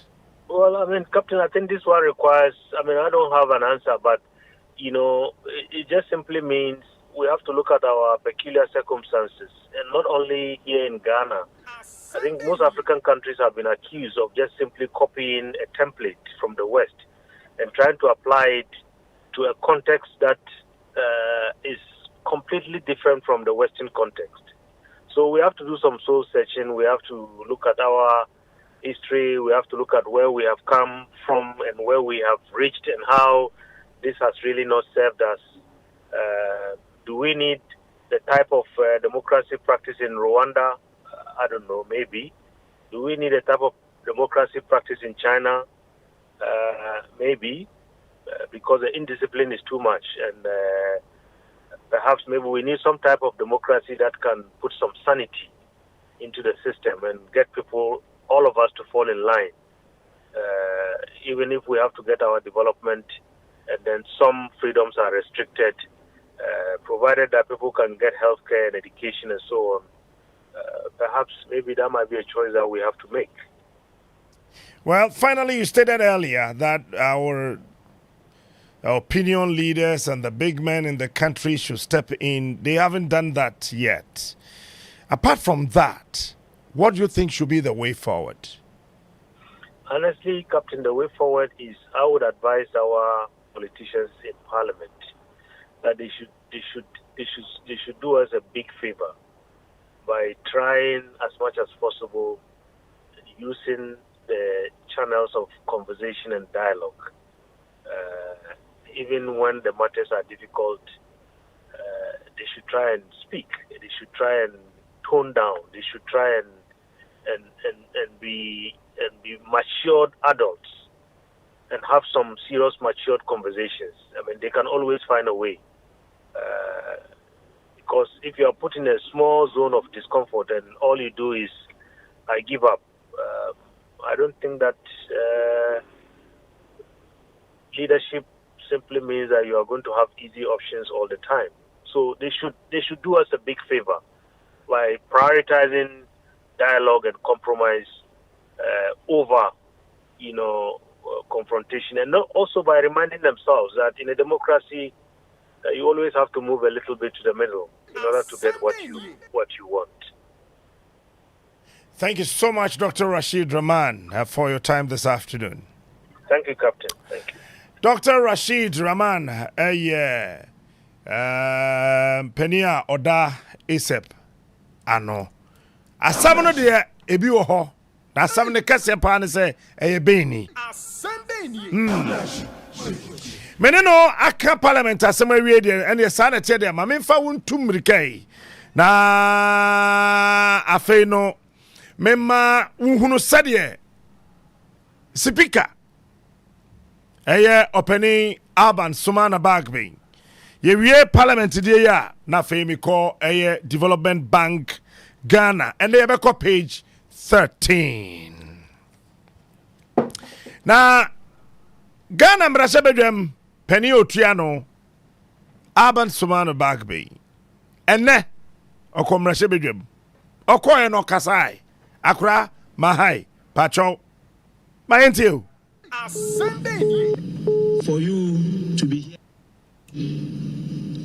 and I duly complied with the constitutional provision and got the administration to get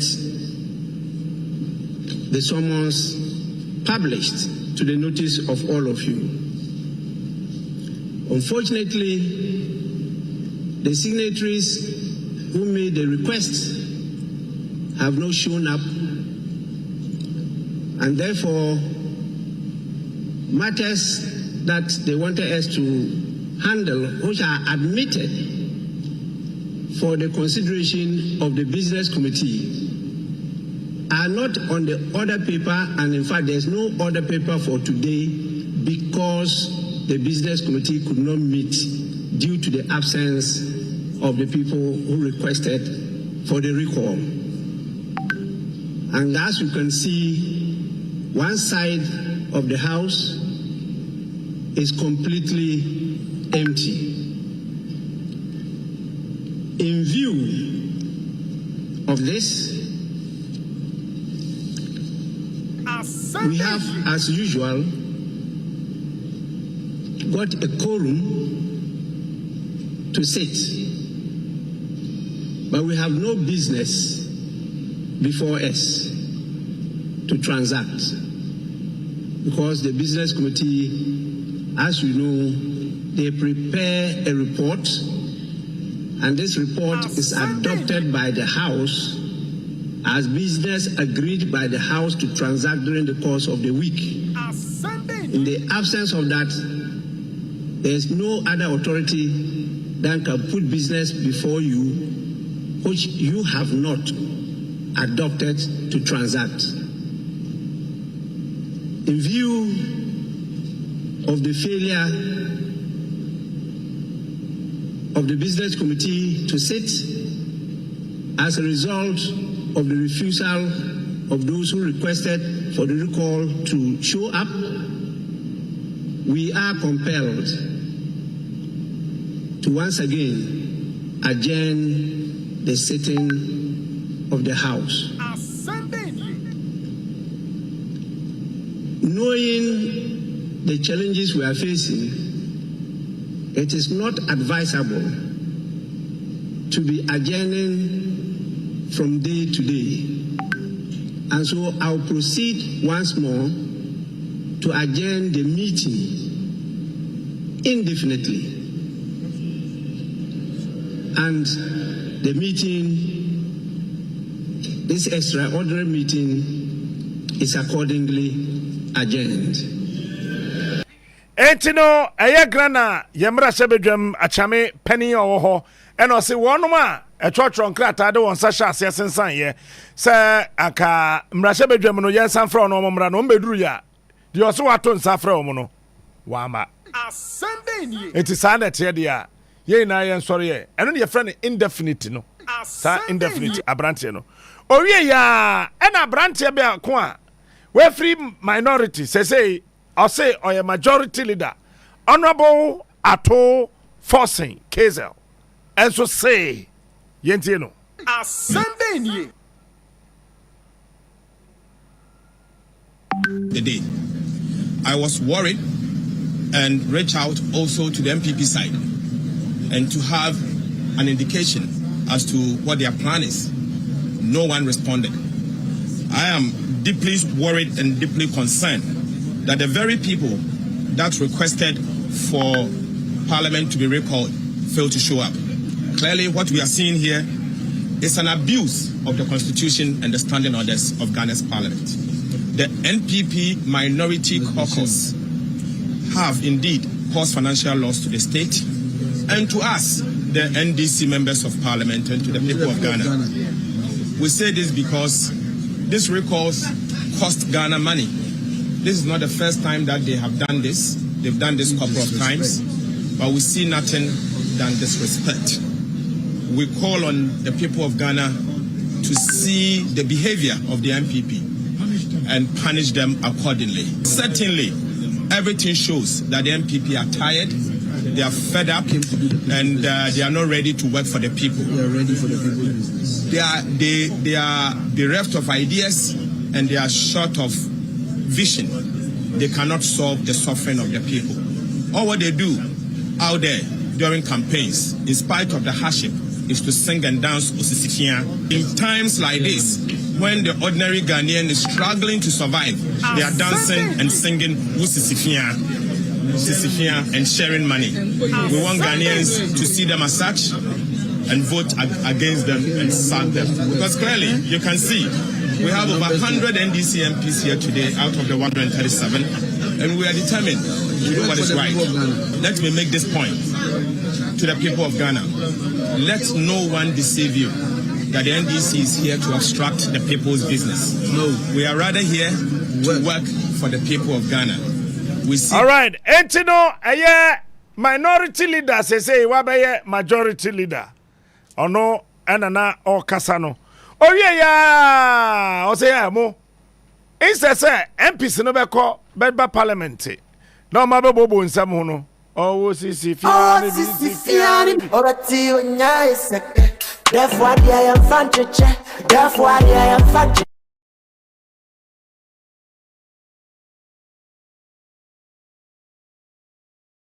Personality. Oh, I'm the money, no semen. My time, I must say, I must see you, I must say, my time, I must say, and oh, I say, Mia, one more sign you want to cry here, and I'm a son call me trust a minimum, Obiamfa. We also have your market say, hey, Ato, Ascending, hey, Ato, ascending, hey. Ato kwame na ascending. That one watch wa na fanyo market so say Tine. Further, the speaker has challenged the first decision of the court. All right, and that has been adjudicated upon, and it has been determined. Yes. So 2 rulings have come out after his ruling, which he calls an opinion. Is there an issue of who is in majority and minority? You, the media, I want to ask you. So I would plead with you, no matter how you feel, let us all help with the law. We all know in the US, in the US, I'm referring the media to something that happened in the US. We all know that CNN leans towards the Democrats. If you watch CNN carefully, you will know that CNN leans towards the Democrats and Fox leans towards the Republican. But as soon as Trump was elected, CNN put all their biases aside and went straight. In fact, they were among the first news. Let me finish. To have projected Trump's victory, in spite of all their disagreement with Trump's views or political views. You get my point? And I would want to urge on you, the media, to do same. You may not be in support of MPP. I agree. But be in support of the constitution. Media, to me can say media be antro dia. MPP for there. But the court kasa. Me be situation media better say Afenyo Markin, leader of MPP group. Afenyo Markin ni MPP for a majority, and that is the law. Mumbua speaker of Fuma Monka, yes, we are Fuma Monka. Na Ghana Baku Penewo.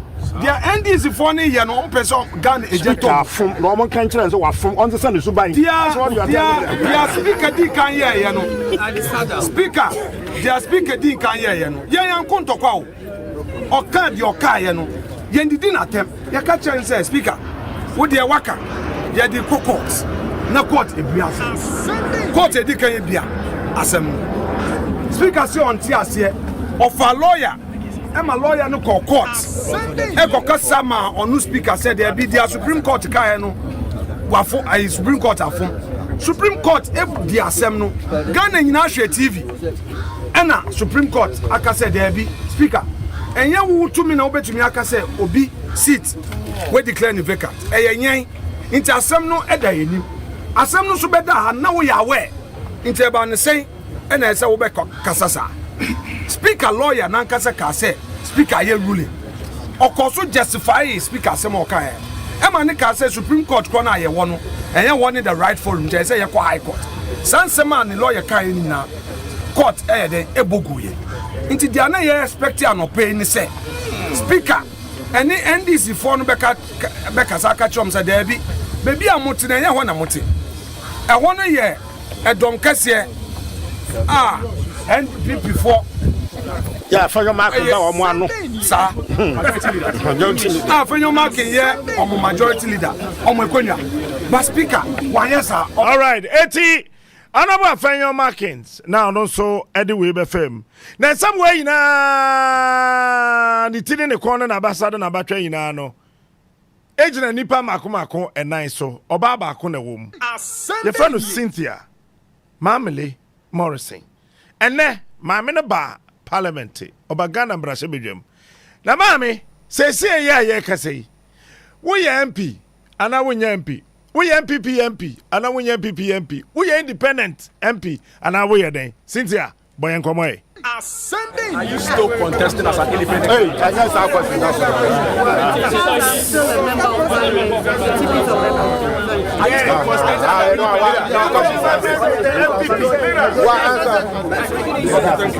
Okay, thank you.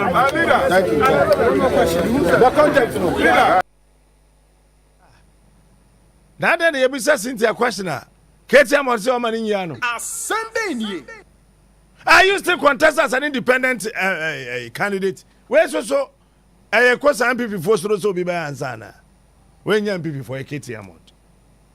Ah, Omani Yano na. Honorable candidate Japan say, okay, no problem. I have something to say. Ken. Akwabrako, are you ready? Kasami Yanko. Unfortunately, our caucus meeting took so long, and there was no TV there for us to see that they were sitting. So, young man, I was not running away. We were coming to consult the speaker and the minority group before we go in there. And unfortunately, when we went there, he was sitting. And we had to walk away. Now, the question is, where NDC was sitting, where did you want me to go and sit? Where? Or if you go and fight them. Do you want me to go and pull my chair from my colleague from the other side? No. We don't want that January 7th, 2021, what transpired at the chamber to continue to be a precedent. No. So, peacefully, I just walked out with Deputy Majority Leader. All right. Eti, no. Let me give it to him.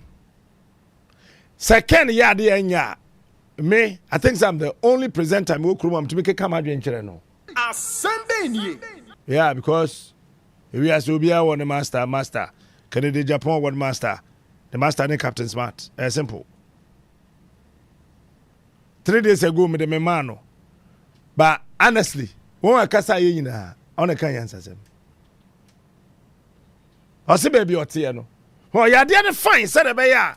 Obia boomfu. This is what Canada Japan did. Can you answer some fine? Canada Japan, master. Master. Me o master. Master.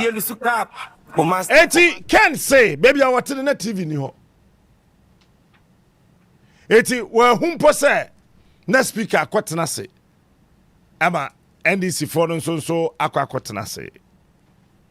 O can no wie no, when we said we see here na de no, or communicate it to say American politician. Jaro fine. No ama unku e bon asra. Asande ni. Sanity, air politics so. Ken Kenyan sasem bruta. We ya no se o, baby ana omote no. Nanka onko no nkotwe na konwa. Na nye ntokwa na sede fine. Canada Poka say we kete am say faso ho. Ken faso ho. Ya pese akuntokwa ho say nko nkotwe ho akonwa. Esa akati, wo waka chega na meburu say ye titi se kube.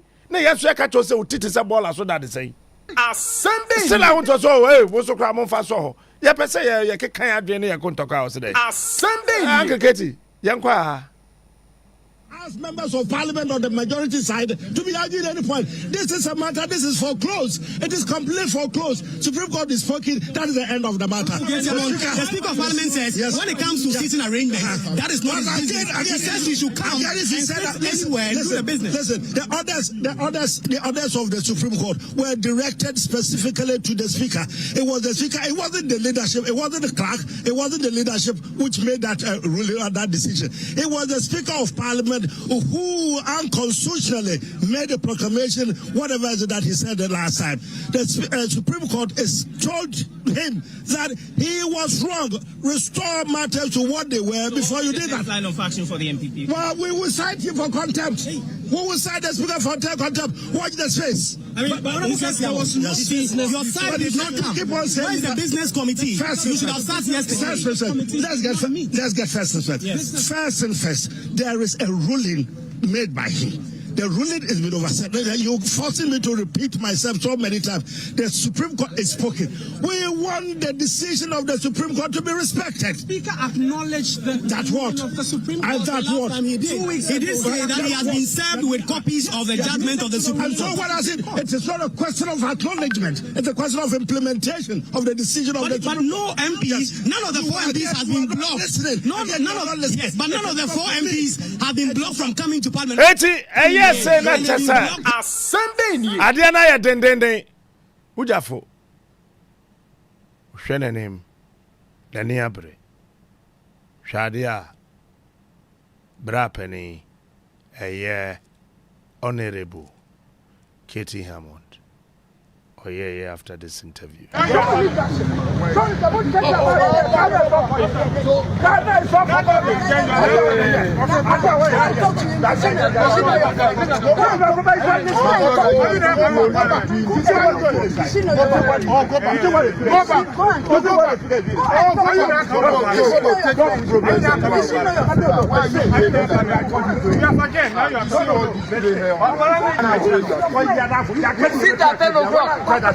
does he want? At the end, who does he want? You are not we have been in Parliament. You are not coming to Parliament. You are not ready to work. Let the children. Your hair is good.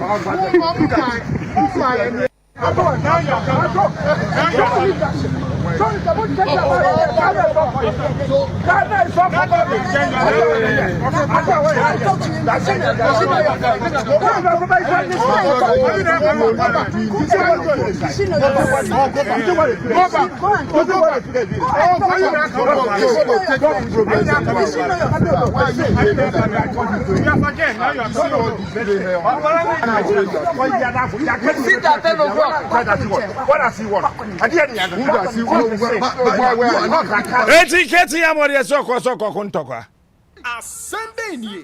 But of course, I know who said that. Send a young man, one of one member, send now Jeff. A pump of an apple near holding. A Sunday. 20 me and okay. This is Onua 95.1 FM.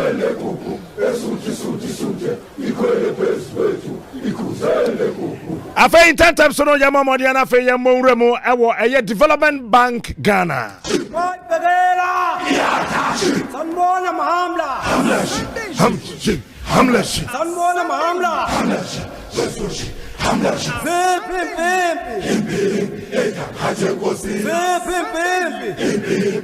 All right, Entino Sabakaya, Mamma, and in it.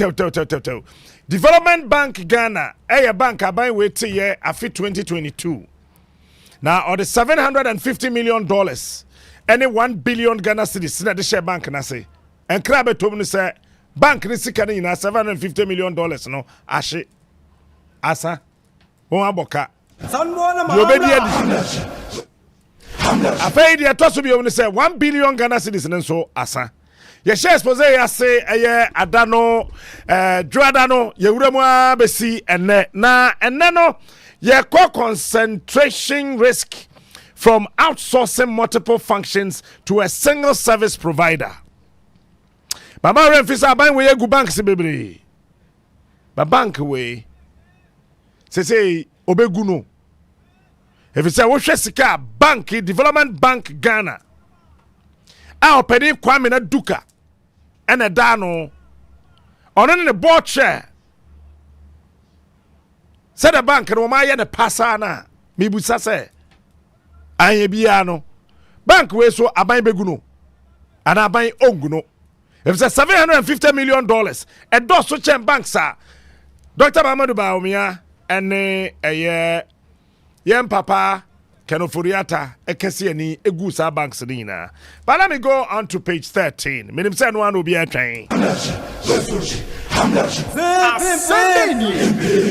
I say our review of the procurement activities for the year 2023 show that DBG outsourced multiple functions to Asamoah and Williams Consulting AWC totaling $6,023,423 US.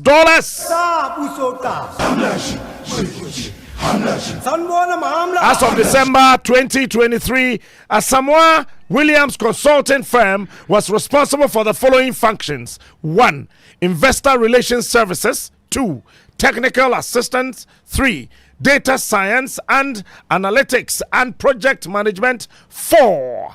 On board of rural banks. 5. Assessment, selection and automation of on board of PFI.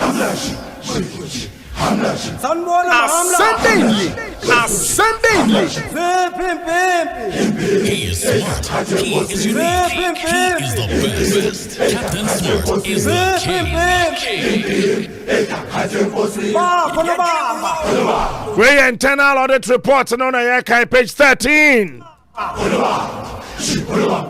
On March 1, 2024, 2 additional services were added to the functions of Asamoah Williams Consulting Firm, thereby increasing its services to 7. The new activities comprised the replenishment strategy and DBG Connect.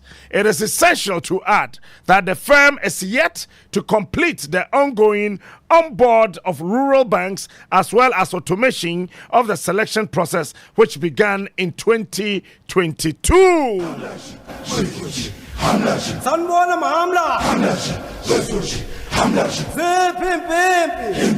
All right, Development Bank Ghana Obamodia Sasa Onua Kasasika $6,023,423 US dollars. At the sign contract, Emma company and a consulting firm, your friend Asamoah Williams, Asamoah and Williams Consulting. Now, one. Yede adwuma makomako enum na share won sa de edi kan said be yan kitahudi a ewo mo pese o money bank re adwuma investor relations services technical yentwe we nkwasha yemfa we nkowura ha computer we na batwa na bakwan ne bibia sai yenhwe de yendanda na bibia ntimi nkoyie sa bank no wadidwa nipa dodo wa deka nipa yabo mo besia nipa ono mo ye business sa hodo ni na no data science ne nkan no project ahodo mo wo no management no sa consulting firm yi ene and what you know on board of rural banks and also side assessment, selection and automation of on board of PFIs and so on one abe almost science contract 2023 na muno oh that's why ya dey still ya almost sign for almost wom almost say yesterday eye emienu eka ho ema wadwuma no abeye makomako enum na eno na internal auditor ne say say adwuma o me ka ho replenishment strategy any DBG Connect no say niam akese amienu we yede ma wo mo no yede ka mo mi dada 2022 ya ma ne bi 2023 ya waso ama no 2024 afetie brofo ye chro ye. It is essential to add that the firm is yet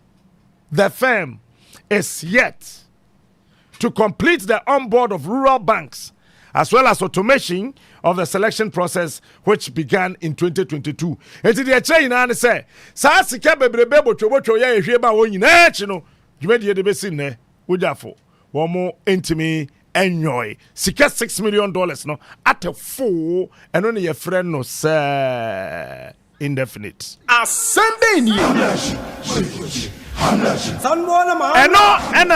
Internal auditor say the ekofa we buy na vendor management procedures, which include vendor concentration risk assessment, are yet to be developed and implemented. I'll say, kwen be faso a ye de adwuma ma obi onye ne ndanda na ye hwe de kwen papa sese ye faso nyina no eno ne nyina ho twa a e agro bi no mote bank ho e na wonum edi wo munye bi wa bra obayi hu sika so wo munye asende nie o se risk be na ho possible business disruption from over-reliance, a service provider for critical services. I'm saying, and I'm saying, one can send Yama who I saw my units carrying out what you want to know. And no bet me, I'm there be a mother who better be so. Then the Panasa for music and do a more. A Sunday, a fay auditor did some way quarto management anymore. Management is CEO no Nedano. CEO in response to the say the services contracted to Asamoah and Williams Consulting are related to each other, with some being a continuation of an already contracted service by a shareholder represented by the Ministry of Finance and funded by DBG's development partners. Yesu. For instance, the lead consultant of the firm was contracted by the Ministry of Finance with funding from the World Bank and KFW as part of the setup of the bank to develop the PFI selection manual and onboard 3 universal banks. Mamema wontia say KFW also ye the petition bi akoma omo say sika omo de ba say yemfamie bank no the bank no sika no bra omo de aboni. The PFI selection manual included developing the eligibility criteria, methodology, and the scoring model. DBG cannot work with only 3 PFIs, and therefore it was a necessity to contract the firm to onboard more financial institutions and automate the process it has designed, while helping building internal capacity, which was not part of any of their contract. Wow. Eti wokwa bekwa kwatumu nsem no bebre. Nyame ya adoma echina yebeko page 15. Na wosha obekan beba se ho na besi as of June afeba men kan ye emma na wakasa wate ho ase. The delay in onboarding the rural banks was a strategic decision by management. Adani yetua musika wo. Tieni ye GH boy presem say ba jisika kwato mouse bra. Asende nie. Ya di sikara ma GH boy. Asende nie. O di sikare ko okoto ade na ba. Management say you are stopping the money into. Sikara wa he say eda wo GH boy ho. Na denti and I won't say GH boy they at the end of Beba or say a strategic decision. By when or say management. In late 2022, when the macroeconomic environment became volatile and the Ghana government began the DDEP, the bank took a decision to slow the onboarding of SDIs due to the perceived risks. It is important to note that before an institution can be onboarded, it must meet DBG's eligibility criteria. Therefore, unless a financial institution is pre-qualified by meeting the basic eligibility criteria, the consultant cannot proceed to onboard. So why did you pay him? You paid him based on how many rural banks? Who did the calculation and arrived at over $6 million US?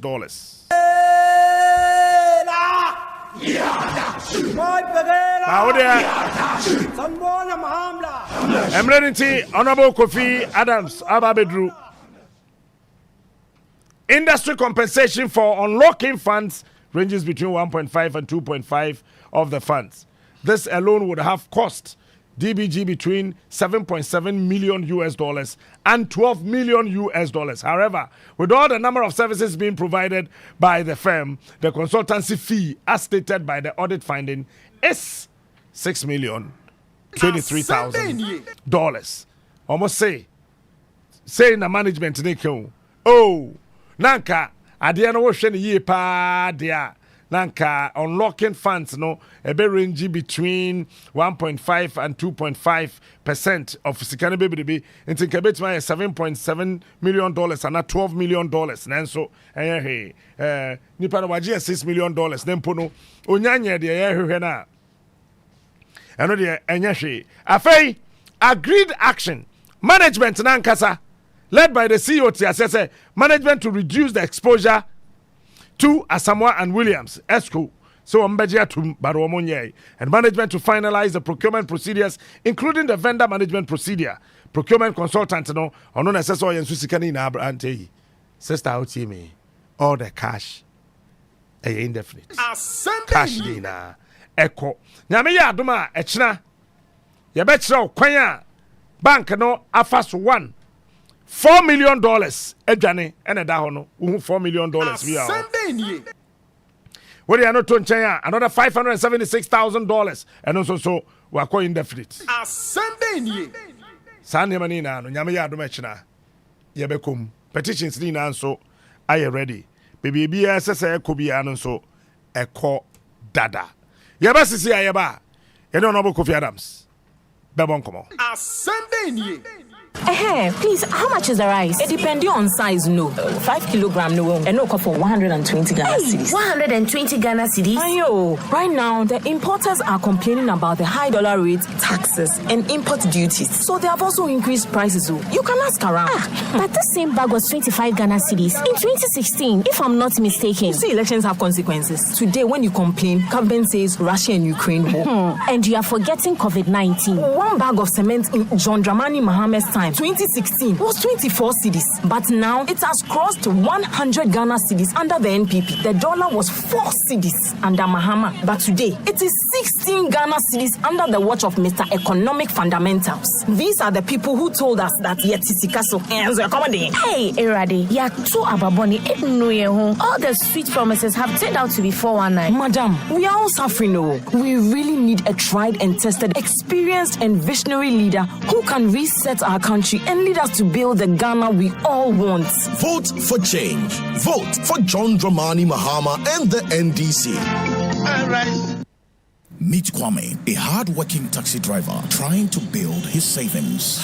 I'm tired of living paycheck to paycheck. I want to invest my money, but I don't know where to start. Blue Financial Services Ghana Limited is licensed and regulated by the Bank of Ghana and has been providing sound financial services for over 12 years. With the investment box account, you can invest with as little as 100 Ghana cedis and earn an interest of 25% per annum. And with the Investment Plus account, starting from 5,000 Ghana cedis, you can earn an interest of 32% per annum. Your money is safe with them. This sounds too good to be true. What are the requirements? All you need is one passport-size picture, your Ghana card, and an application form. Visit their office at Mati House, Ringway Estates, Osu, Accra, or call them on 0303-968-196. WhatsApp them on 0501-609-958. Every step with me. Trust in Blue. I'm so sick of Moreau. Start investing today with Blue Financial Services Ghana Limited. This Friday, Onua Weekend Party is moving to Abrewa.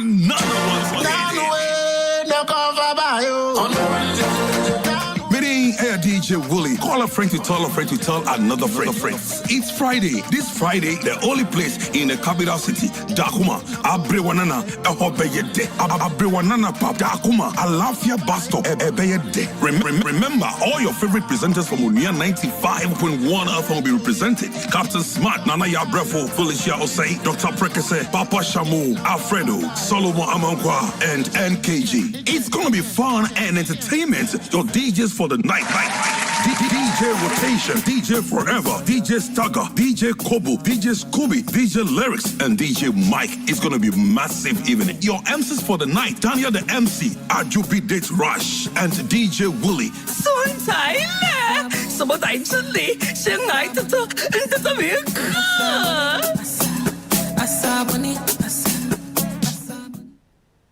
Dr. Baumian once said, the economy is going to grow and grow and grow, and we will have jobs and jobs and jobs.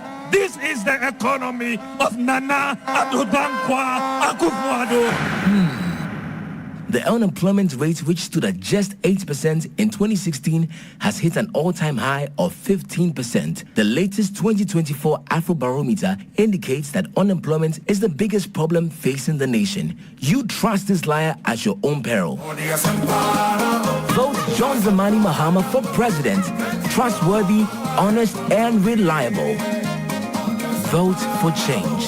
Choose the umbrella. Vote John Dramani Mahama and the NDC. All right. Sunday. Yakwaya saya ba hwewomre no no miensa abo apemu pepepe. Honorable Kofi Adams. Ewa ha. Honorable. Ma hi. Mejodo. Na bibia bokoze. Well, yami adom yehuye. Nyame de neso ache enti ye de ndase be ma no. Be de mbom de se nyame de da ne chewa da aka mia obeye ebi wo ho a mia obeye no ukura sa atumi no. But kese so ehye mpenifo a ye de oman no ahye omusa. Ho na udi wuti family a na we hu se mpenifo no de akwa ti se senka ye ni bi kura na nka ye. Because we ni bi anka wo ankasa obeye nia o se wo ye but wo bi a utua honka uja bibia che omunsa na nia omo ye no e say bibia no na e ha adwen because nanado ni Dr. Baumia na ban yi de senka ye ni aban kura ka maybe ebeboa ye na ye sorry a na ye ankasa eto a ya gye no na ya court na se akasa ye de beye se nke no beboa ye but sisi ya pa momidie and there be enunti yesre ye bompaye say the way our constitution e kanu every 4 years be a to aban enche be 30 days from today, exactly 30 days from today. By now there now be more than 90% of voters at or more about ewie kra ye twen say ebebo 5 no na ya chance say ye kenkan aban na me very very sure say ni si wa America ye the an experienced person ye the buy no Ghana kra ye kra obi a na experience no kra e winim senior America for aye John Dramani Mahama ye de ne beba aba be solve problems ni bebre ama Ghana ya fire ntuma pa ifra me that's it. Miss Medas, and then our parliament. Yo. Then a also. Well, per provisions are Imranum Article 112, any standing order 53 no. A Makwain say nipa be 15% of members of parliament. Etro petition, common Mr. Speaker say on Freya or say or Famra Kwan so within 7 days after receiving sa petition, on my indication. Within the next 7 days, that was say Isha. And yen MPP members be the second deputy whip Edawmwano, Electoral Command Speaker says Speaker Mfreye. And based on that letter now, Speaker Nsaka, then Saka Abako on the 22nd of October, and then Saka another one on the 24th of same October, amended. And based on that, the Speaker Echemu Efreye say nka yembihiane enti ene ye jaini aye nyina ebedrum kran eko parliament na ye kodu parliament no ye hwe round na ye nche down hu enuanom a omunti a ya freye say ye mra mbedi djum emergency edjuma bi enti yete wo sa na speaker bae the speaker bae no ono asu hu ye because ura parliament to her ka say ya chamber no into afa mienu ohwe baako a nkrofo eti ho fine mbom nkonya bi so eye empty nkrofo enti so enti wo behu clearly say maybe nipa be almost 100 ewo ho but one side no obako kra anye den eni ho so ye bompaye as usual ye di miss ni si ho no ye bompaye wie ye no speaker ekania obeka eho eno hu say even though ohwe odinini faso a obehu say yetumi eye business because ye hia just 1/3 edi ye business nanso business bia so enda yenim a ye beye because parliament no will be a friend with the business committee. The business committee of parliament enye dwadi na omudi omo na omo hihye nia yebeye ewo mrache bedwemu ewo ho eda bia yebetena no ejuma yebedi the stages of various bill bi na yebefa say ministers bi na omo beba parliament aba be yi nsem bia no nia yebeye nyina no omo na omo hihye na omo di aba na yen ya giatum ye jitu mu wie as parliamentar enu na ye de be juma. Unfortunately, business committee are the leader of government business. Enye majority leader na minority leader of government business. And na oda no enti ono na owo hu kwan se obefre sa business committee meeting no. Na nipa ye nim se oye leader of government business enenu eye afenyo marking. One frame meeting amma business committee no ankwa nkuhia enyen emfa nienti a speaker to nsa freye no omo de betu paper so nanka ene no omo de saade na aba ye gitumu a na aba be part of the business ye de be ye juma na. Unfortunately no there was no business before us to transact and ye inform me the quorum sukura say because on issue of decision. So no business to transact. And the speaker said, well, on to me can say yen kona yen samra ochina. Because senka business no eba ya and I be say oh ye be ine ya ye ni aka no ochina ana ye di bi kra be call maybe memenda na kwisida kra na joda kra ye betumi atna bet business bi amba. And you to me can say mun kona mun samra ochina. Say ya economy na ye di. Ubeto fuel say u frifie aba ejuma ma bra wo ma meye bibia enya dia wo se yefu aso ana ye be so kani esi ho ya so ne ho air conditions ni bibia bra ye meye bibia no enti onu otumi nka se we are journeying to tomorrow another 10 o'clock again enti yenko until say on be sa frɛ ye biom enti nyesi wo parliament na ma bo ho to fa Eti na chese sesi ya still amunim da mbeko. There be nim da yabeko. And I'm friend indefinite no. Indefinite no. Okay. Wow. Indefinite. Ti di otroba ye no wa ma. Ni otroba ye no wa ma. Ni otroba ye no ni peni a odi nenim no. Ono aso no san ye leader of government business. Ono no wo say ofre ono ye chair of business committee so. Ewo ye nhihye mu ye standing orders no. The chair of the business committee a leader of government business. One free business committee meeting. My business committee anko yen shishye say free a omwa free yi nsemi nti ena omwa free ye. Nanso nsem no dɔɔso nti ene yawada ya yisha no yebeye ABCD. Na ochina ya ye maybe DEF. Sanhye no ankoso. So there was no business before the house. Now obi aso ni hu to me say all the business bi beba parliament or abra emfa business committee some. Oh. Obi an to me mfa won to me sorry keke emfa bibi ma abra in emfa through the business committee. Eno nti ni ayaye no fida bia ye behia no ye approve the business for the ensuing week.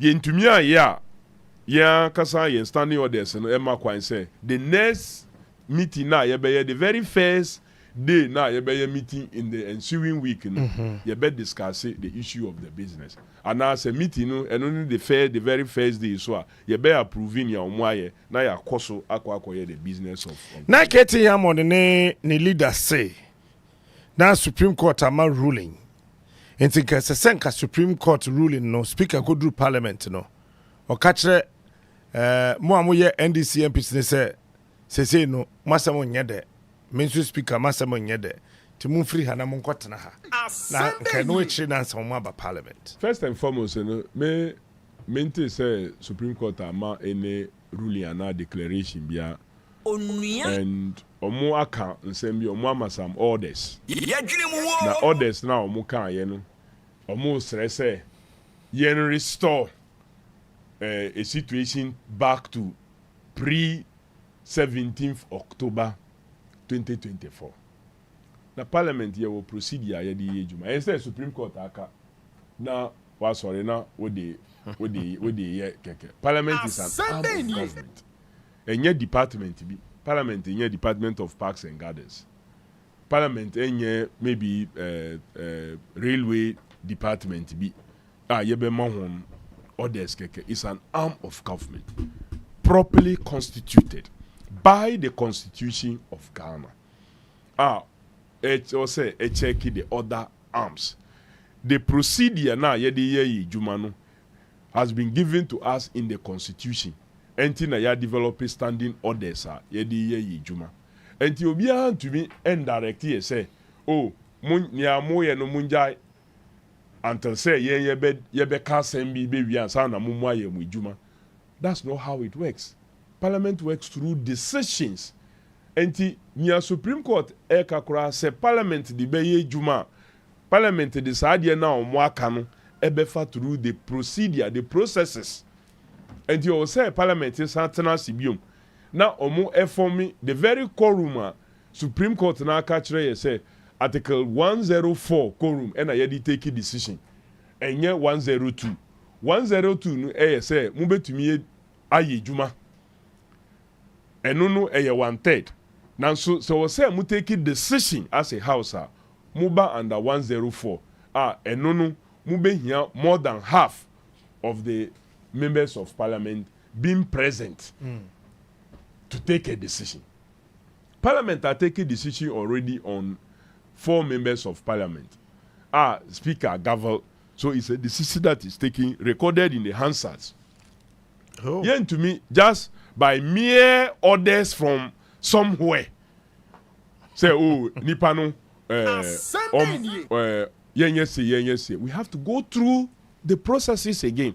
Now, and I say, yes, Santanasi.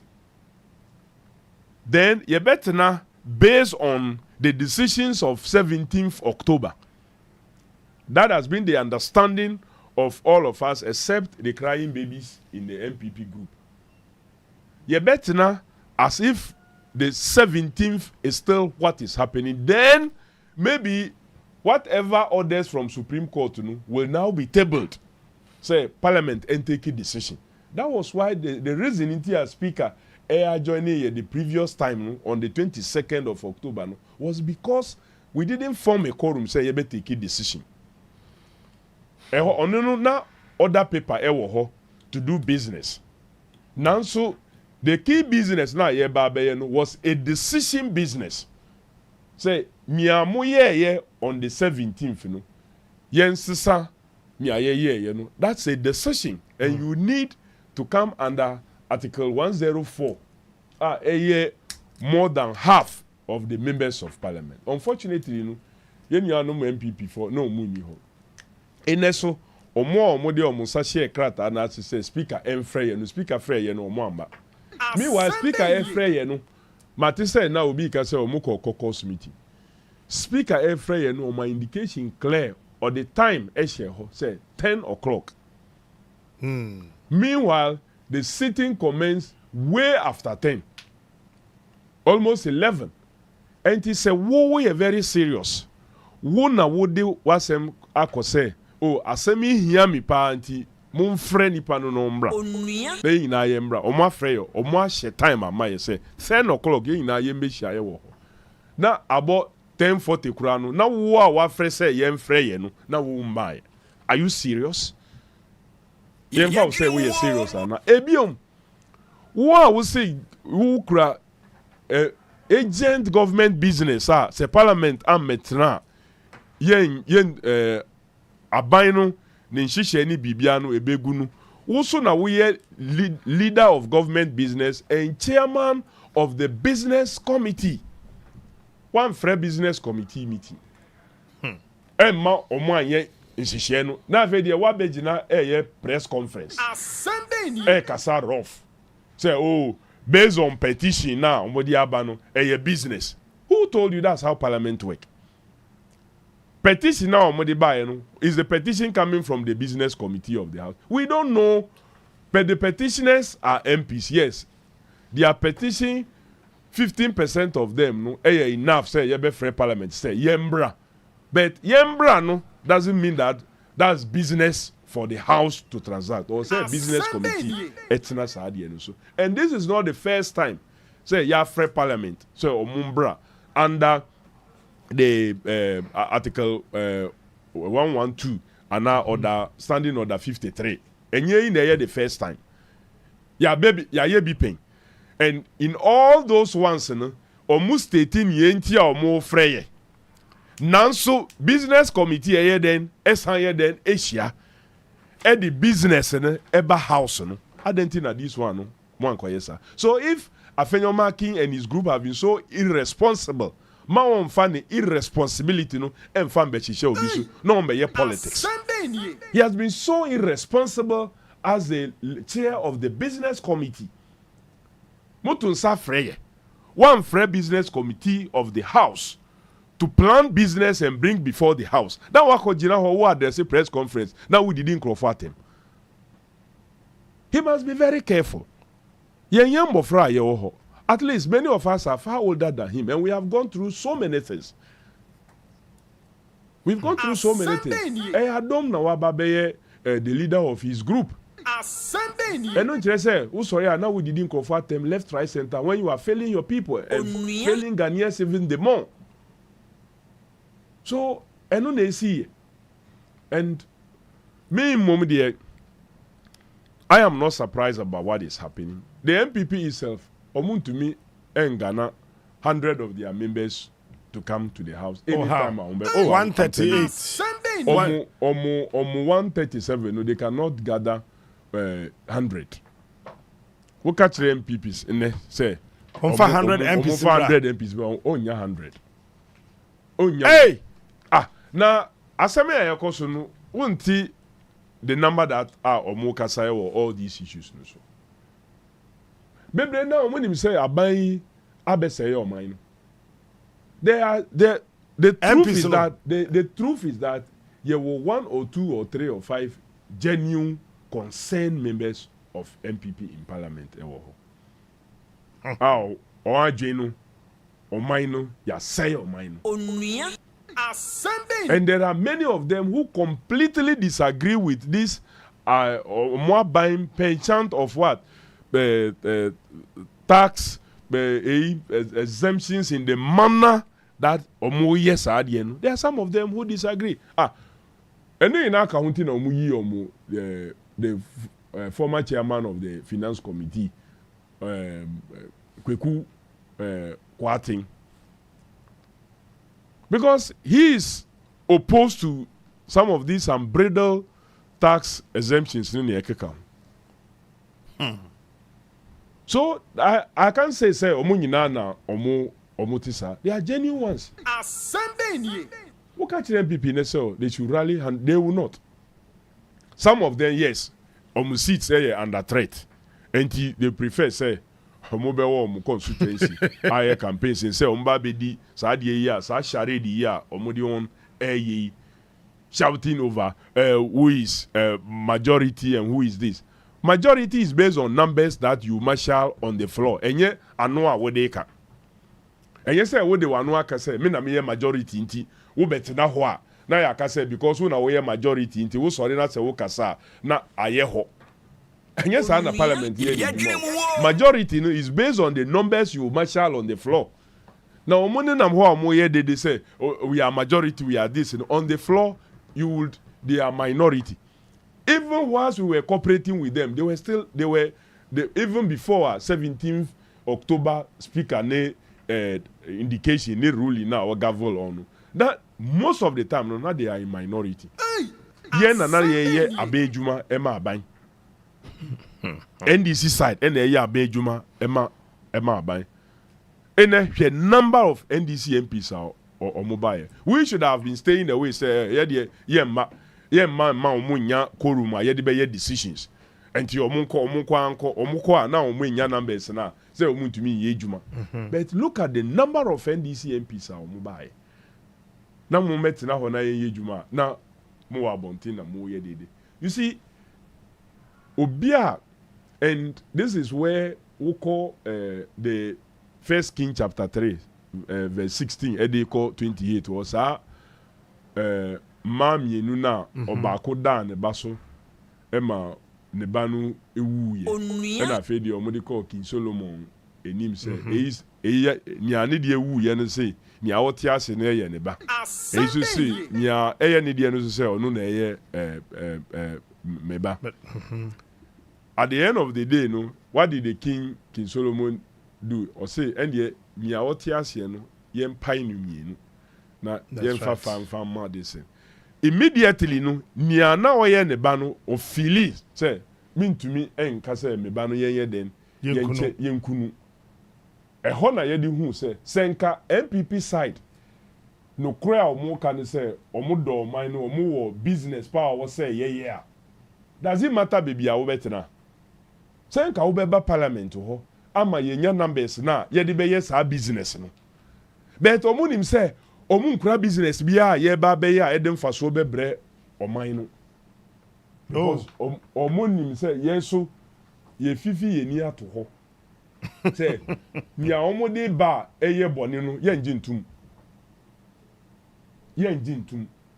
say omuti speaker ninsa ni fawo benku yenjintum nia eye bone no yenjintum and they know they cannot get the numbers to come and do what they are shouting outside say yeah majority they will be minority outside, they will be minority inside. In any case no kraso baby ayetra no minia Twini standing orders mu say ahana dodo no betena ahana domkuma no be den betena convention.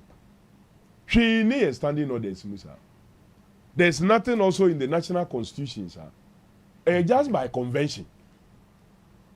Adia ya dia bedru this point inti. So adia any was standing orders mu any constitution, why worry over it? Say one man ya free say yembra because who are agent business a obeye.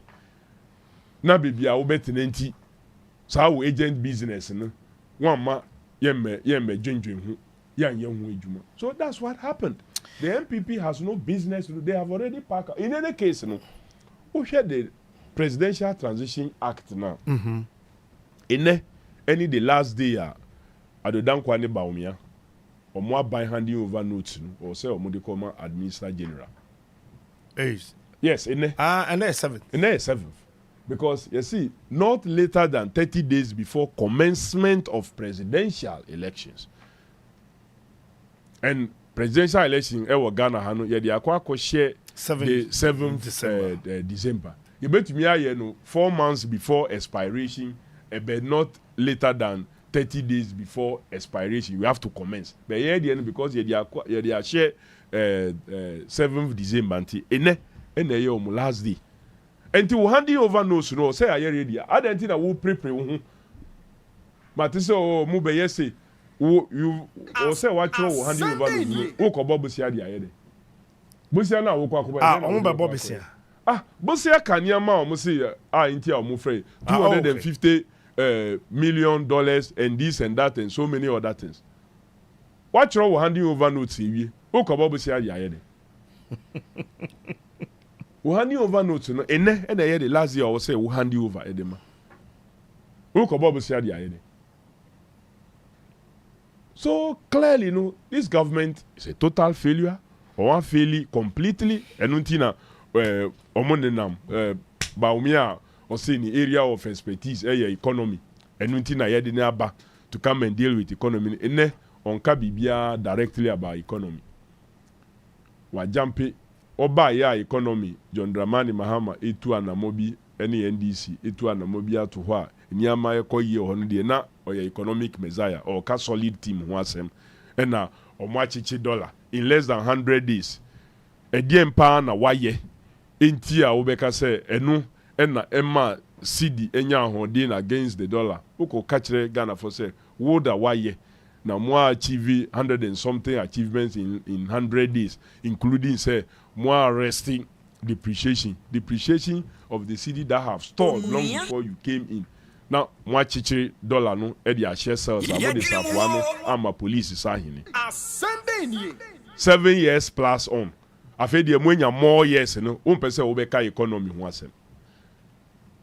Now Captain Smart say Oman Ghana eti say ana Ghana say ye wo restaurant chow baby restaurant no omo ye fufu ye mfa no say omo ye fufu ni various soups emaye na obi hwe so na or the profit kakra breye kakra no obi abegina wo say me mo de choba no emamia profit na me de be brem no mo ni be bre mo so say profit akese mo be say nyaduane no bi kra edia obia be feel good na nipa na ka kire wo say sa ba e a mo de mami me wa brantie bi a onim fufuo wo pa owo fufu a unhu eba bia ye den ewo mu enti o say me de no be ka me ho mo mami akwanya na me fa sa brantie no be ka me ho na ye ran ba no ni fufu wo de eye excellent na sa brantie na onim fufu no ene ba omia because me to me ran ba no without sa restaurant no without ba omia because onu no be wo fufu no afede ye de ahye mo nsa ba omia wo si onu no nim fufu no wo no wo fufu na abenkwa Sunday nie ama nkrofo ankomo ba ho no afede omumba ba ho biom ba no egu na nia wo beje ba no afede wo ba omia na wo de ne ba ye say waka kire ye say onu no nim fufu no wo yie he is the economist onu no ba be ye economy no yie afede economy na asai no na wo na ye de ba na hye wo sa no wo say ye mfa ba ne nyina emfa nhye sa nipa na wentumi anwo fufu no yie no ye mfa ba ne nyina mfa nhye ne nsa including preparation of soup including cleaning the bar including isu ankrofo benum on ye mfa ne nyina mfa nhye ne nsa na just an aspect crowd wentumi aye ena ne nyina na obetumi aye so it's very clear that these guys have failed us omo say yete sika so e come de no ene sika na yete so no omo asesa sika ne nyina dia kohye omo hu says ya de oman na ba beye ohiaman ama omo aba beye the rich people and that must not be allowed to continue enuntie na wo say aban no e den esesa would you say identity na omo suro say omo pese parliament assistance na no beye sa because omo suro say maybe investigations be so even before the 7th of January omo be hand over you betumi initiate investigations be our parliament with us in majority you betumi initiate nyama bebree eno na omusuro enya business bia na omo so omo wo business asan ko na mo so omutim some by initiate investigations of course you nyama bia e ha yanko say you betumi aka ho ase ebi ne de he binia okra wa bobobi oka bank development bank Ghana ho ase o ma we cash ne nyina ensem a wo say ye den yekum ensem a wo say yekum and with us in the majority ne yekum enimini a ye behu niama bi a ebepie okay na sa niama na omum pese ebepie nti a omugina chinchina se enye kura no yenko naive with isi yenye se na baomia embedi ade no na yentumi nkata so na Ghana foi musika ye dia ye niama boni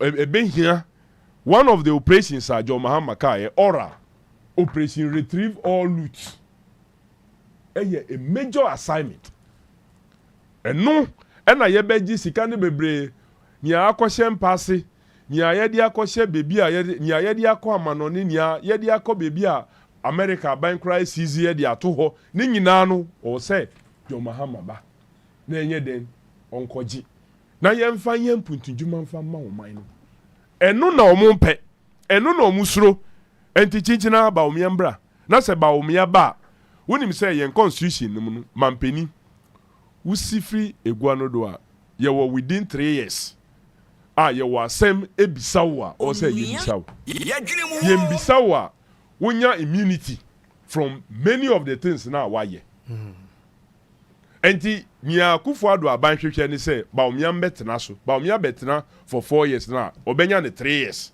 nese eno ano na boni nyina omo ye yanko say ye gi sa sika ni nyina de ma oman no na o meka say president no ye president no so nya immunity enti wuntumi ye no bibia so omo nim say omo nya bibia konya no o me sorry na Ghana for so monka ye ho nia omo cheche ma mo no monji o eno eye interest kakra o munya free modie na o mo fa ye no kese na e wo ho woji kakra na o mo de ma wa to aba no tia ho to ma jom dramani mahama no mbra no me retrieve ni aka no no mfa ye mpuntu emfa ma no mfa many other initiative emfa mbra ebe boa o free SHS na omo aye no basa nyambofra no be didi kra adane asem hwe omo ko school nya omo ko true yenye free SHS ni ye yemma no legal backing adia ba ko NDC yenim ye ne se ye fa bibi and we've always done that. I congratulate President Kufuor for what it is that he did or initiative policy National Youth Employment Program na ye friend no NYEP na so na emra captain na emra ensheda entai saade na echi.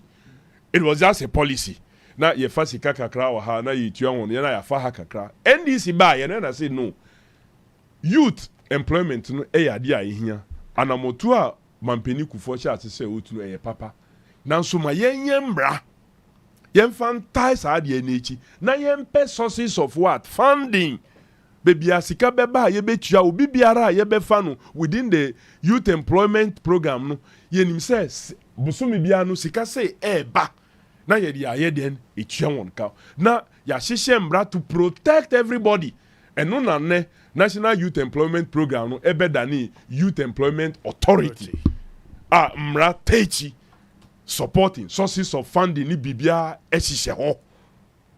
That is what we do. And no na ye ba be for free SHS. And yen ya omu yes ya ebi wo ho a sometimes schools no musika e say they come on yen fanko. Schools we the whole of this year nothing has gone to them. Nothing encore to them. Now we say we free SHS. Free SHS that vote by Omia to protect free SHS. Protect the mess in this form. If this is what they want to be protected, the NDA is better say nanka say anyhow. But we want to correct it. The whole Ghana must be reset. The whole Ghana must be corrected. The free SHS must be made to work very well. Both quality and quantity must work hand in hand. So omo kan na say omo dada nipa say the free SHS bill ewo and na ye free SHS bill emergency call in with the baby bill. Bill now won't consult stakeholders. Won't consult a wolf, won't consult students, won't consult a church for, won't consult management. No? And it's an amenu akano, and I would the baby sa free SHS bill. And ye Jimmy. Oh, Sebi. Say ye Jimmy. Adia won't consult these major stakeholders. We then away the emergency recall be free SHS bill. Say nye Jimmy. Say nye Dada. Obi try on Facebook says Oseche Mensabo so the majority leader. Konjini sasem we betimi esi. Come manage. Well, it's possible. Papa no say ono so wache e wo ho. Sunday we speaker bag na. Ono no ye obi a meka say wache e wo ho from 1997. Obesine. Ombreki ye. Cletus Avocanom Abako Omulusi at a certain point and they have come and lost and come. Collins Dowda Elusi at a certain point and also by. But for Chairman Sabun so any bag been there. Any bag Omulusi da. Bag been here now you say all parking in Yama Bekono and obey speaker. So Babin has been from first parliament to the 7th parliament. He was member of parliament and in leadership at various points.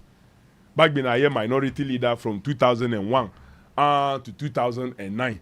And obey majority leader so for some time. And I feel Ababeye speaker. So they have the experience. Omunim a drew critical points are night meetings, night engagements, forays to even opponent side. Ube engage leadership in the house, leadership because a parliament no so ye very partisan. Because a ho and a constitution protecting the multi-party system na yejitum. And nothing na we hear article 3 of the constitution protecting the right to what political parties to Assembly. Parliament shall have no power to enact a law establishing a one-party state. Assembly. Constitution, Article 3, Chapter 1, under Chapter 1, Article 3. Maybe I title in the Constitution. I say Parliament ni who can say omo beye mrabi ebe magana ya Daniel just one-party state. So the Constitution desires to protect multi-party democratic dispensation. Assembly. Enti himfana na multi-party no yekoso parliament. Enti ehono about reaching out. Who you see wadwen? Ne wonim die. That way they are reaching out. You know, look, this whole thing, the MPP group could have easily come in, sit wherever you want to sit, and business will be transacted. And now behind the scene, crying this way to me, I can say, okay, we believe we are a majority. We believe that we must take a decision on the earlier decision. But with the engagement, but you don't go out there and go and insult your opponent and say, say. Now you say they will listen to you. He has failed the group. He has failed the group. And yet the same speaker. And in January 2021 now, Obe ruling in their favor now to make them majority. After all, we were all having 137. We could have insisted, say, independent he cannot. They are not a caucus because he is standing orders and Makwan say independent no be for me caucus. The speaker brought a new coinage say majority group of one group because independent no and we allow that to pass. Ye jaima no mo di ejuma sa amna mo frame majority as if say you have the numbers. It was the speaker that give you the majority. Assembly. But what was say who chairman Sambonsu? I was almost say Fisamre declare almost seat vacant. One shut down who be quiet MP. And then penny for kakre warm party. One only or more. Then ekoso. Well, I know omo ye concern. Omo ka party hu. Enti omo beye bibia omo beye e di abo party. Now so omo ye very concerned. Me very sure say Ekwanya omu leadership fa omu true to deal with the situation enye saa na nko say ekoso. As for Joe Oseusu onu ocha say o ka ba no concern about parliament na enye but sometimes onu so partisan kakra to me but you can allow is an MPP member and he is allowed to do so to question the behavior of parliament now. But I believe, sir, this parliament has done its best considering the numbers now. Or the even numbers now. Look, this same parliament, Meme party, take key decision, say, yeah, challenge the 2020 elections. Now, so, Honorable Chairman Sabunso, Satam na Finance Minister Kra no munya yibi. Obek kind budget no. We approved everything. All the nominees are Mampenyi di one buy no. We approved majority of them through consensus. Kakra swa yeto swa bano so all of them went through with votes more than the side that not forming the majority group them. Meaning say they had some persons from the NDC side that joining to vote for them. So clearly, even though we were contesting the elections, look at the levels of collaboration. The only time yet to about your budget was around Moody e-levy year then. I see e-levy need eba be hagana for. Because now tias here, scientists about me and I'm say or ye doctor of digitalization or boy. So your doctor of digitalization anka onko for so my e-levy emma. Because one of the things that the e-levy has done, and he said, a pianipa ediako back to cash transactions. Captain Smart. Now, at the end, you say you encouraging for say online less cashless society. So that Bank of Ghana pressure na yedi to so say print sika foforo because sika no bet it. Who print sika foforo na say yedi dijwa obi wo ho a just can pay na wa mo sika no say. Enti sika no ne we entie no e be yentem. Na so say we here cashless, we here online na sika no gu bank na so wu dijwa. Enti sika no ense da nye fin sa for you to go and be printing new money always. Omudi e-levy buy no the last time a Bank of Ghana e buy yenim no Captain, who share sika omudi print sika? Huh? They are sika omudi print sika no akosro because sika no essay in them, so you have to replace worn out notes. Sika yedi a print sika for within this period. More than sika yenya free e-levy. Captain Smart. Yeah, of course. Say you ko print sika na sika ye ko print sika ba ye no. Sika ye di print sika because sika na ye finya o say ye replace. Edo so che de e-levy dey ba. Edo so che ya e-levy e dey ba. Because say sika ya me cry say eye new way maybe me de koto maybe red oil. Na me de money pa na maybe red oil one in some na or the kura sika no. Na say.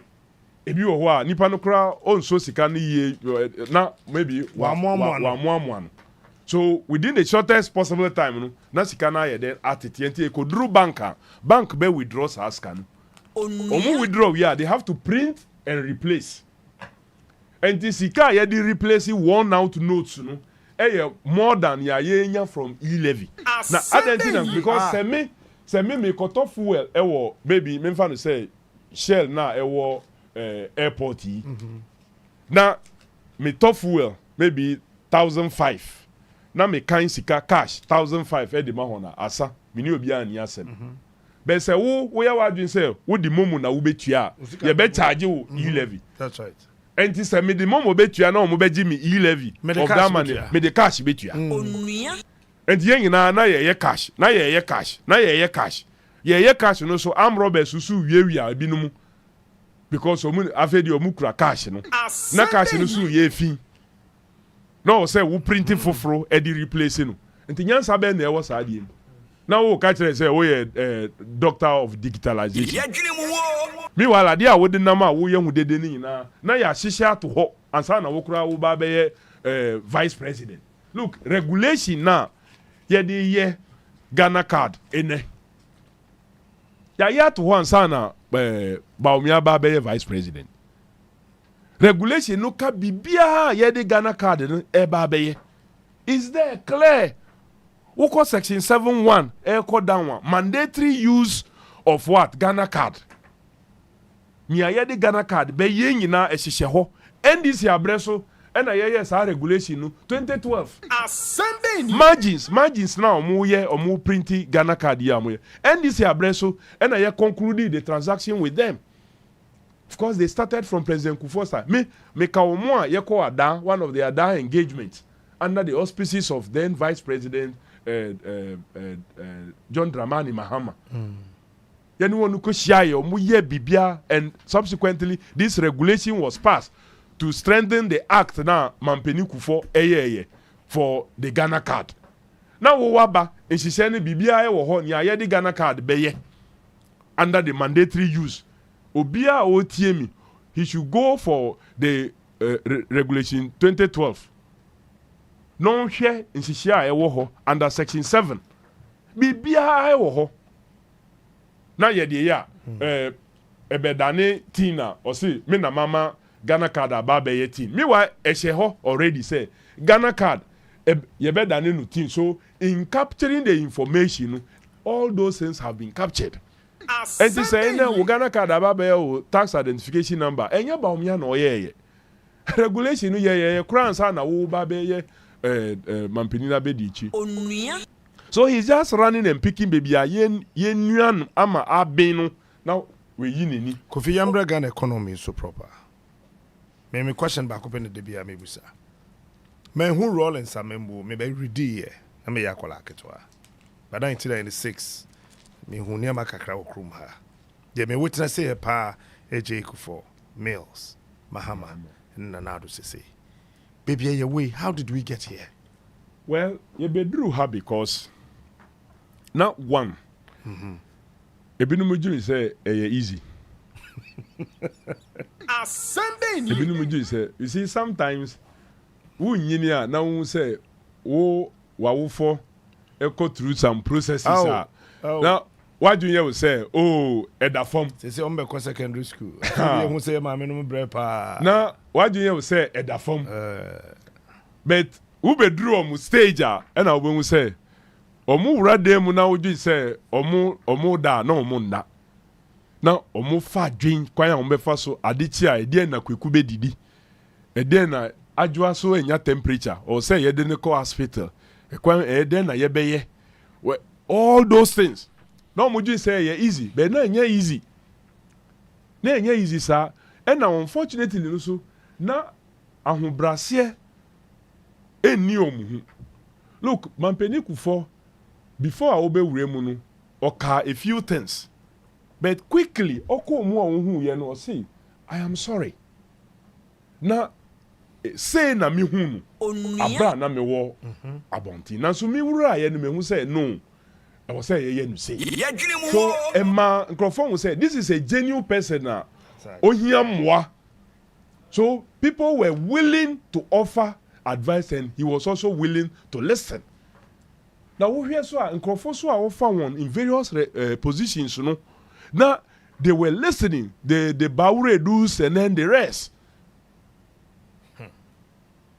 Ebedru Professor Mills Abresu omusu tu anamon papa dealing with a number of issues. Omu investing in strategic areas na eboa omainu.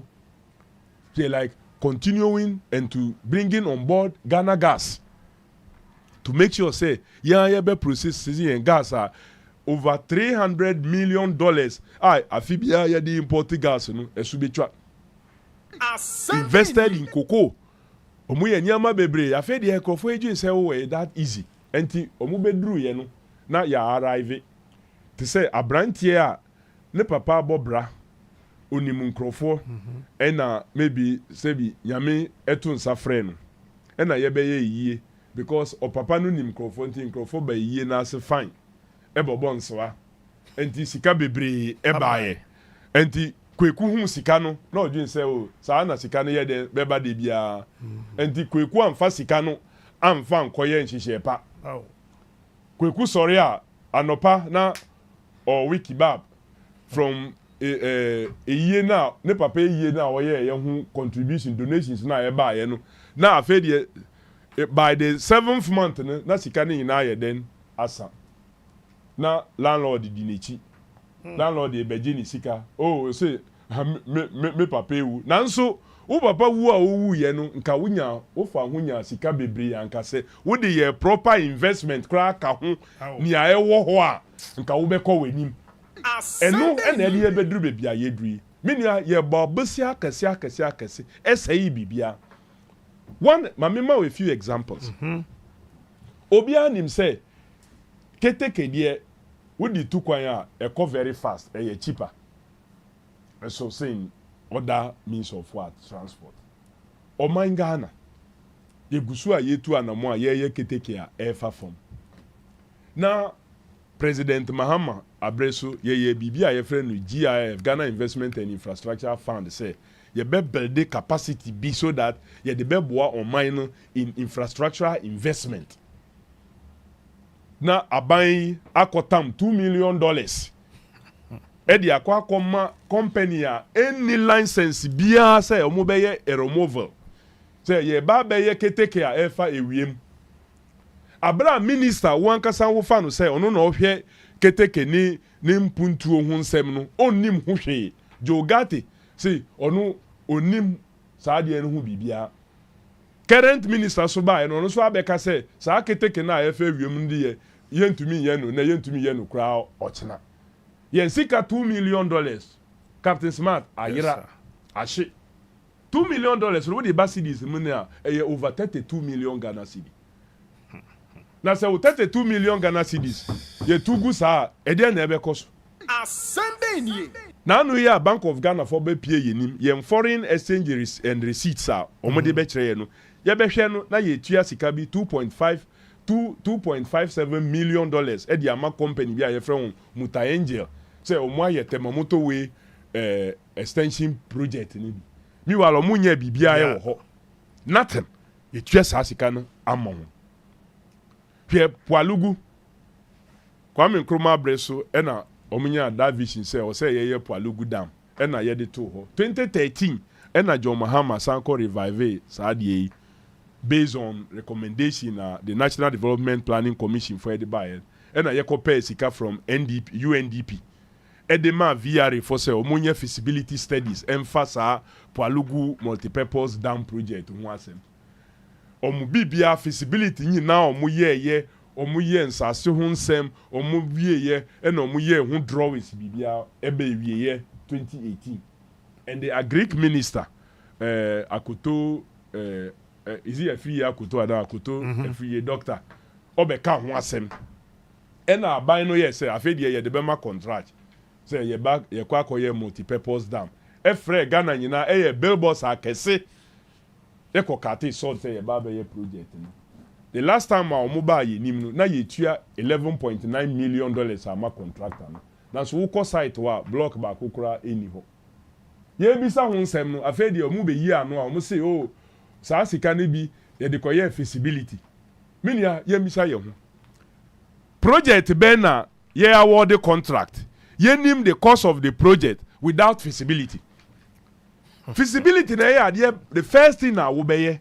Now ubehu the soil, the nature of the soil, the type of structure I say we see ho. Now why environmental impact assessment. Now what cost ni na sana ubehu the total cost of the project before you award the contract.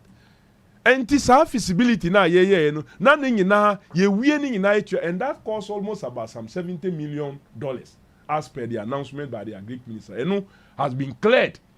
And sana ye award the contract for that project that almost ebe cost be $985 million for those projects. I feel ye ti omutu aye expose on omusi omudi bi feasibility omudi bi si adan omudi bi akwan say akwan no ye na say maybe akwa to say those times aye mo fra omusi omu yi magic bibi to me pie na san yira maybe say ye magic contractor no kwa ko pie ho a na sa akwan no na akwan na aba na osan free wa na ekwan na yira to say drafts motia to me ma nipa yira for some maybe motia type of road contractor no ko pie ho na ekwan na aba omu free wa na ekwan na yira because wo ho ekwan bia ni ho adan bia so ni ho na so omu esisi adan e wo ho $11.9 million shim ashe na so hwi eni ho nothing Ebeye den na o mine 1.1 $11.9 million. O say marketing. Enya 1.9 $11.9 million. $11.9 million. Enya 1.9 $11.9 million. Almost $12 million. Aka just $100,000 na yenya $12 million. Enu enako. Ya wo ho a omu si omu be ye ejapadale la matenami du cultural ho ho na the mother serpent of corruption ko pie ye enu nti o si there be enya dia eye papa parliament so original say mo ye without parliamentary approval no na you are spending close to about $14 million. No approval. Ya waste sasika no omusi say ye tu kwan air cover try to list on the stock exchange and all those things no cost here $14 million. Yeah, man penisi okobom pa ye wo baby wan kan kire Ghana for say aba mo beto ama me ye moto mame a me disika be kwa kosi cathedral adanyankopon ase yen kakra say maybe nka yihia cathedral na wunya cathedral baby adan ehihie already no eho na wo ko bubu adan say wo ko si cathedral na Sunday ni captain Accra one of the busiest area ye wo adan akese ne facilities akese hosting nipa already no yes area ho that's right ye wo parliament wo ho yɛwɔ forecourt of State House ɛwɔ hɔ yɛwɔ International Conference Center ɛwɔ hɔ stadium yɛwɔ Accra Sports Stadium ɛwɔ hɔ yɛwɔ Independence Square ɛwɔ hɔ yɛsan so wɔ National Theatre ɛwɔ enim hɔ ɛnti sɛnka nyansa wɔ wutim na sɛ wo kɔsi cathedral a ɛbɛ kɔntɛni nipa bebree a wo de bɛkɔ beebi foforo ɛyɛ common sense ɛyɛ common sense wo de adeɛ no bɛkɔ beebi foforo asase no so ɛyɛ sɛ asase no da hɔ plain a bibi nni so private persons properties ɛwɔ so aban properties ɛwɔ so agyeegyefo adan ɛwɔ so na wo ɛkɔ bubu ni nyinaa ɛdi $58 million ekotu fam egya ya to hɔ $58 million ɛnti ɛbɛyɛ dɛ na yɛmba meduru beebi a yɛwɔ na ɛno akyi no nea ɛyɛ yakora ne sɛ mampani kufo atɔ plane amayɛ Falcon 900 a ɔde nante ɛyɛ adwuma Professor Mills baayɛ no ɛno a na ɔde yɛ ne adwuma Mahama so baayɛ ɛno a na ɔde tu kwan ɔde kɔ UN General Assembly ɔde kɔ France ɔde kɔ mmiamia bebree na wo deɛ waba a ɔman a wo se wo ba bɛyɛ ɔman ne yie no afei deɛ wo se wo betu kwan a ɛyɛ more than 3 hours a because mpan ni saa plane no ɛna dware ani nti according to defense minister no wɔsɛ mampani dware enti ɔsɛ yɛkɔ hwehwɛ plane foforo a yɛtua $20,000 every hour meaning $20,000 wo de ba cedis ma ɛyɛ bɛyɛ 320,000 Ghana cedi ene koko bɔtɔ yɛtɔn no sɛn bɔtɔ baako ɔmo sɛ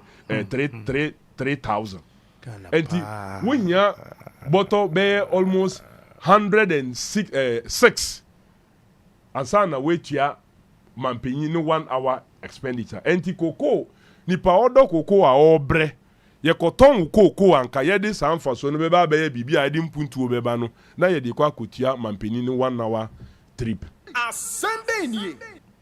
enti sɛ ɔkɔ te sɛ America a ɛyɛ bɛyɛ more than 10 hours a ɛno wobɛhia bɛyɛ 1,060 bags of cocoa enti Ghana for yɛte yɛ ho fifiri yɛsesa yɛn cocoa no 1,060 bags ɛkɔtɔn a na yɛakɔ akɔtua for one way plane ticket ɛde ama plane ɛde ama mampanyin enti yɛbɛyɛ dɛn na yɛmbɔ kanto ɔman no so a hwee ɛni hɔ a yɛde yɛn nsa bɛkyerɛ na eyi na ɔmo si yɛmfa nkɔnkɔnkɔ breki 8 na yɛntoa so Onua yɛdwene mu wo no enti yɛbɛduru baabi a yɛduri unbridled borrowing no proper investment because yɛkɔbɔ bɛsi a ebinom nya ho mfasoɔ ɔmo di anim no arrangement fee ɛwɔ mu insurance na ɛne nneɛma bebree ɛwɔ mu ɔmo bɛnya ho mfasoɔ na sika so anka yɛde ba bɛboa yɛ no so ɔmo bɔne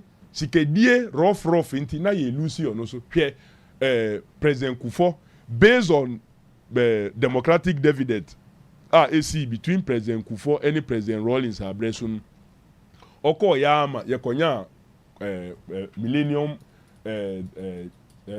challenge account for MIS kabi mida ɛno bi na yɛde yɛ saa George Walker Bush highway no. President Kufuor hyɛ ase a President Mills na obewie yɛ President Kufuor abrɛso na yɛnya saa scam enti nia President Mills ne Mahama ɛyɛ yɛnti a ɔmo use sika ne yie enti America sanka sɛ ɔmo bɛma yɛ the next tranche enhancement yɛde bɛhwɛ yɛn area of energy afei deɛ ɛna President Mahama Fofi Antoata wendi nkunim wɔ 2016 MPP bɛdi adeɛ yɛkɔyɛ nhyehyɛ a ɛwɔ mu sɛ company a yɛde saa adeɛ no bɛhyɛ ɔmo nsa no ɔwɔ sɛ ɔmo de a bank guarantee bɛba ɔwɔ sɛ ɔmo de saa nneɛma yi bɛba Dr. Baumie ya akɔtena ase ɛsesa bank guarantee to an insurance guarantee afei deɛ no mi sɛ insurance guarantee no koraa na ɛyɛ fake PDS fa bɛgye yɛn sika for a very long time no mi sɛ ɔmo nyɛ qualify assembly PA a ɛblow yɛ no America for sɛ $190 million a mede bɛma mu free sɛ mode bɛ improve the energy sector no yɛde yɛadeɛ ɛkɔ Onua yɛdwene mu wo bɔne sikadie nti sɛ yɛbɛma company a ɛyɛ qualify bɛba bɛyɛ nti yɛkɔyɛ wagadre na yɛde ama yɛ ho afei deɛ ɔmo so ayɛ de ma wɔn no ɔmo ani bie yɛ afei deɛ ɔmo bisa wɔn sɛ ɔmo sɛ ɔmo mfa mma okay sɛ mo mfa nya ɛwɔ mu mfa yɛbɛ expose mu ɛna minister no kɔka sɛ the whole PDS deal is fraudulent na ɔdun sɛ ɔka sɛ fraudulent a ɔmo nkwa na ɛbɛka ho ɛna aka yɛn nyinaa aka obiara ɛna yɛwɔ mu yi so these are the reasons the rot the poor investment wasted. Hom so kakra ma me na fei yenda na ye ho kakra. Asende nie.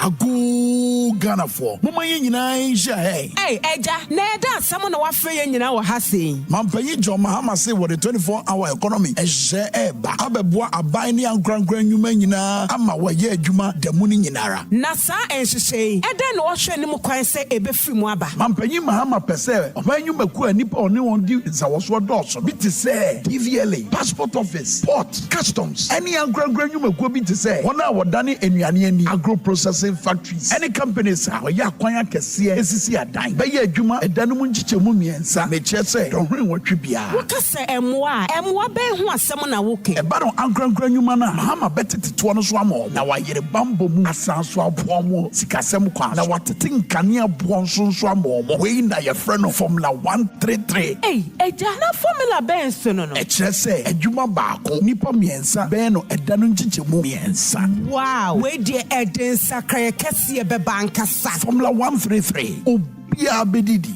to abama nsakra papa to abama John Mahama and NDC. Meet Kwame, a hard-working taxi driver trying to build his savings. I'm tired of living paycheck to paycheck. I want to invest my money, but I don't know where to start. Blue Financial Services Ghana Limited is licensed and regulated by the Bank of Ghana and has been providing sound financial services for over 12 years. With the investment box account, you can invest with as little as 100 Ghana cedis and earn an interest of 25% per annum. And with the investment plus account, starting from 5,000 Ghana cedis, you can earn an interest of 32% per annum. Your money is safe with them. This sounds too good to be true. What are the requirements? All you need is one passport size picture, your Ghana card, and an application form. Visit their office at Mati House, Ringway Estates, Osu, Accra, or call them on 0303 968 196. WhatsApp them on 0501 609 958. Every step with me. Trust in Blue. I'm so sick of Moreau. Start investing today with Blue Financial Services Ghana Limited. This Friday, Onua Weekend Party is moving to Abrewa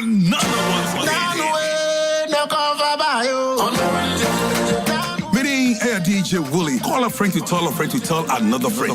It's Friday. This Friday, the only place in the capital city, Dakuma, Abrewanana, Ehobeyede, Abrewanana Pap, Dakuma, Alafia Basto, Ebeyede. Remember, all your favorite presenters from Onua 95.1 FM will be represented. Captain Smart, Nana Yabrefo, Felicia Osei, Dr. Prekese, Papa Shamu, Alfredo, Solomon Amankwa, and NKG. It's gonna be fun and entertainment. Your DJs for the night. DJ Rotation, DJ Forever, DJ Stagger, DJ Kobo, DJ Scooby, DJ Lyrics, and DJ Mike. It's gonna be massive evening. Your MCs for the night, Daniel the MC, Ajubi Date Rush, and DJ Wooly.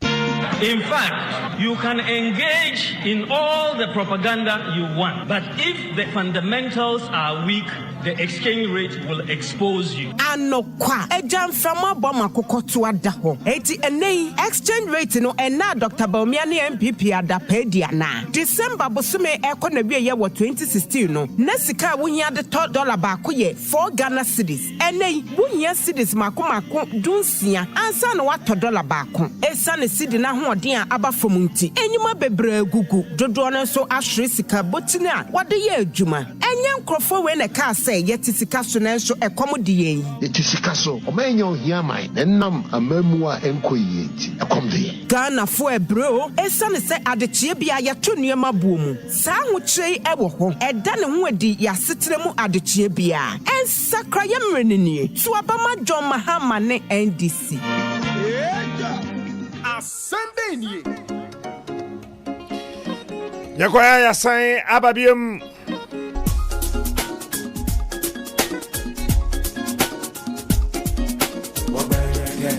And that not just a program you did 4 days. Honorable Kofi Adams and I'm in the studio. Honorable Home Kakrabe 3 minutes per. Honorable Adams. Haptel Wandia. The details of company the incorporation been said that in him, but ya tete and very credibly so say His Excellency the Vice President onim bibifa sa now experts in that industry I indicate clearly say we share arrangement now say nye insa kese bi e wo soro e na e pia nka nya dia e good arrangement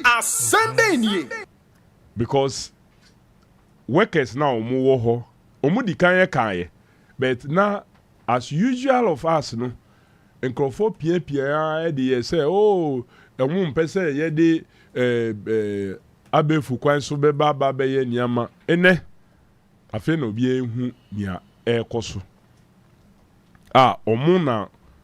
omu ji yen sika utua uto credit ana ukutua na akwa kogu Haptel for account nim ansa na omu aye den omu transfer instead saying ka company na kasa na account na say ade no ko na omu etua the service provider no rather no omu no moje na omu decide ni a omu de beko and they end up manipulating even the system. Because some of the areas are and complaining seriously say consumption enye normal no enu bi na omode ye den ede mahu.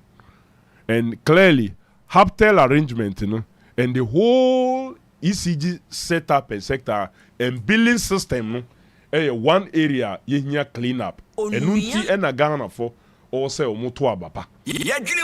In few days akei Parliament yen to me enyen Nyama Bibri, I ever solve all those things. But ye war adie kesia ye babeya 7th December. Ye nyina as Ghanaians. So when him say we light billing enko year because mpenifobi eji wusika kwa. Under 171 million Ghana cedis, $25 million.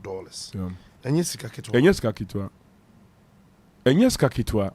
December 7th. Well, that is the only time because Parliament na MPP group ye omumma ye betumi aye den I take a decision. Omumma ma yetumi aye den I take a decision. Enti edi na ye beye we can only canvass the necessary votes. You can only canvass the necessary votes. Woko America similar thing this year. America okra no na right from after the midterm elections na Republicans ebe fa Congress ema omo appointee omo ana na omukra speaker now so edru point bi no e dey no mo ye they have to now just go and face the whole of America say omo focus on the 5th of what November about where omokoto afi the new president abrehun and things will now start working out and picking up when he becomes the 47th president of United States of America. No, app ben kwana. Ebe courses 171 million. Now apps now look, omube launchi bi say apps now ye dey COVID. Anko ye juma yetua hu sika. Now no mo dada ye say e free. Later no ye hu say yetua hu sika. Ye enko ye app for pothole patching. Now we report it. Almost say ya app. Eduani a ye ma o e was school no kra no ye behu na ye hu say omu didi saadie ya ma ye tua wonka. Ne nyina ndada ya we are wasting sika. John, where are you we? Anka ye adie no egu ho eye free emobia. John, where are you? Omuma ye tua ye. John, where are you near there? GPS be code ya omuma yetua hu sika John, where are you? Ya to how be a FID this no Ghana hankwa mma ikutu ahusika. So clearly, yanka say oh maybe nka my yentua ye tua enye reasonable. Enye reasonable kakra. So clearly no boni bebre na akoso a ehia serious investigation. Ehia serious dealing. Parliament beye and enunti na ye request for a good majority. Ye di bedi juma yie. Ma unkoto aba emma obi mbe frustrate government business using the house. Ma mo obi nkoye bibi say oh skirt and blousing there be. Yempe skirt and blouse bia yepe up and down to say would ye be no up and down sa na yepe no. Sa na yepe no.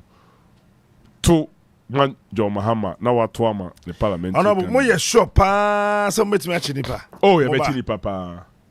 Ye beti ni papa. Na yanchi ni pe mbisa wa asema minia nkrofo nya gidie was ye democracy mu biomu. Me I fear that more than any human being. The threat to our democracy. The alternative enye. And this time with digitalization in the ekeka hunu nkrofo ekura information BBC and the June 4th kra be like eno mbofra grobi na honorable mo betimi a chenkrofo minia what's my busa mpreno mbra be ye ejuma mo gidi ye pa mbra be ye ejuma me say mbra be ye ejuma na assassin 1 acre 50,000 Ghana cedis mbra be ye ejuma once again Ghana mbra be ye ejuma mo ya sure me say Ghana mbra be ye ejuma honorable ampa me say mbra be ye ejuma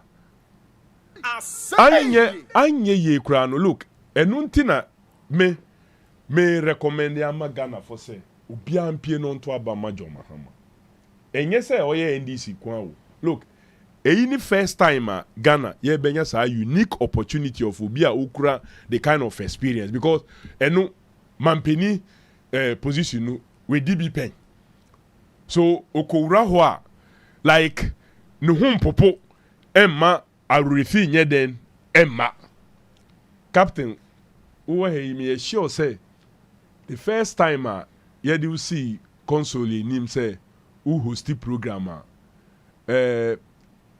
enyama bebre ni de say ene me na me host pro me na me na a man nyama be but subsequently ene wo ko bebi ana say ye de eisi we ni ma ekwano and you are still very alert to many other things that you should be alert with.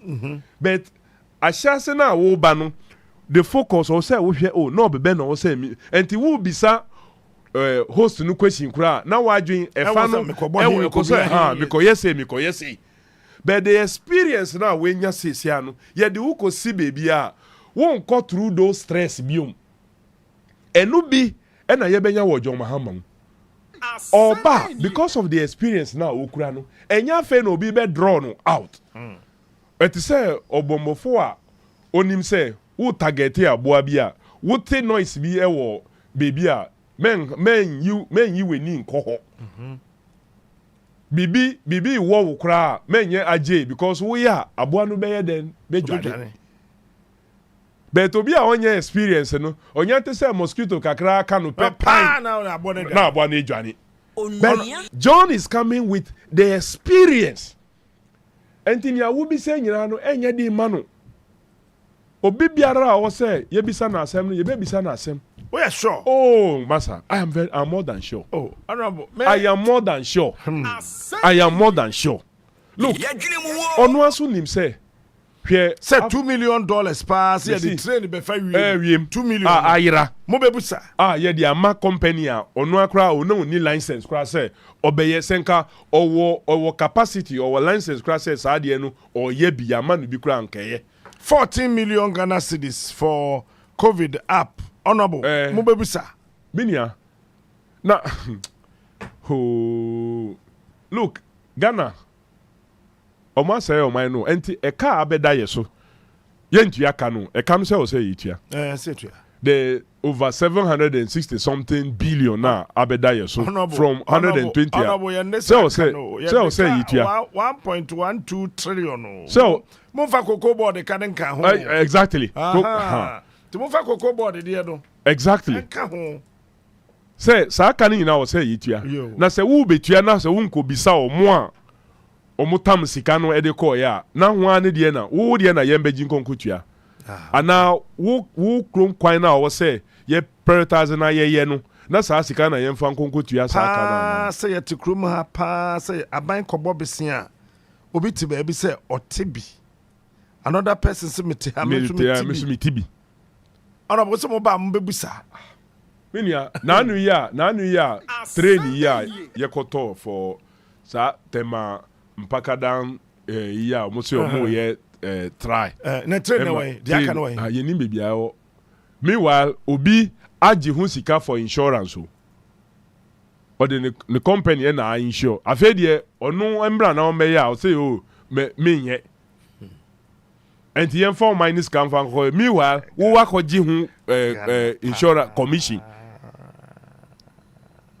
almost the insurance no enterprise insurance former finance minister there and why insure ye tuamon na fe bibie si a o mpese wo be ona ona botimo be ye minia me si yan ye a nye be si e wo man Ghana no ye nyina ye plate na ha ye dwene mu say moba 171 million Ghana cedis $25 million ECG sika we mu bebusa ho asema enunti na His Excellency John Dramani Mahama aka say oka oral operation retrieve all loot one can say some loot nko yen no oral or say the all loot because me family host I may yes say in Tonchain the level of corruption proyene kan pa e koso sese no MPP for na nkasa no wo mto no mo ye mahwe na anu ya o mo ye o mo primaries ni e de na Canada Japan ankoka o se o mo tam siko mu wia sika asif se o china eni ho enye obi no free abontin kura o beka ye o mo ankasa o mo nipa like there's no tomorrow. Say your father say car ya boss see ye 750 billion kura. It's a billion. Yeah, 700 years. But we have 750 projects to show. Nothing to show. Now, yen here, Mampeni Mahama, Equari, Nabresu, Equarinje, this Ameri plant, Eddie Free, Tekia, the Fansusu, Eddie Bagana, ha. Now you can see less than $5 million. Now you tame free Ghana higher. Eddie Ako Ghana party Takradi to Kumasi. Takradi to Kumasi 41 million. You tame free Takradi de Kumasi. You the free Turkey. The Ghana ha 5 million. Now you the free Takradi Kumasi 41 million. Na mo dollar na ya na mo ase tete kapre o dollar o enti ho na o se hu se aban na nkasa ba ye no wamma se oba be ye oman ni ye the amount so they will do something now so nya mo de be kwa kugure mu no na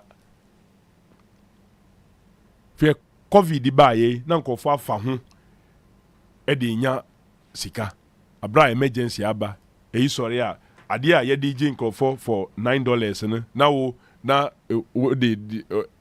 the ma o mine no 19 18 double na you see me launch app na you see o ye kwa koni aduane na anu ya ebinum say Cynthia Morrison na omu member ba ko a ko independent say na nkofo say ye nko ye investigation emfa ne ho abra ko ye minister for o say omoya obekasa papa because onu ye gender minister no sa aduane na omoye covid no enyo no na no onim ho hwe na obi na oye na ade e wo bebi ne nyina se onwa hya se omo kasa and this is evidence Minister no say onim ho hwe. Sa eduane na omo se omo ye na Ministry of Women and Gender. Omo no omo ye no minister no say onim ho hwe. Minister no say onim ho hwe. So clearly inyama wo ho. Enti wo a wo tie mi. Mentena ho nka say oh, you see bold solutions. Ne na ye ntro bold lies. Bold lies.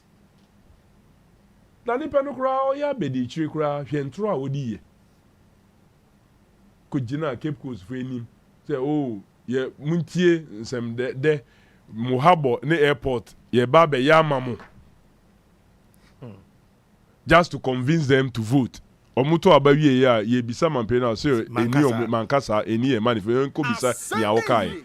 Enti se nipa no just vice president na otumi disantro no. Enti se ono ankasa aba be ya win him the number of nyama obeka. Who tio captain.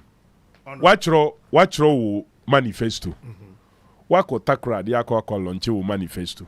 Afedi owo sorry ye wo campaign. I wo say wo campaign no include listening to utieti nkrofo nya omo expect say ye meye. Adenti na wan kotie won say nokredie pa na wo pe a. Adenti na wan kotie ho na won nchro sa nyama ni na amfa ngu manifesto no so that ye bisa wa sema ye be reference to manifesto.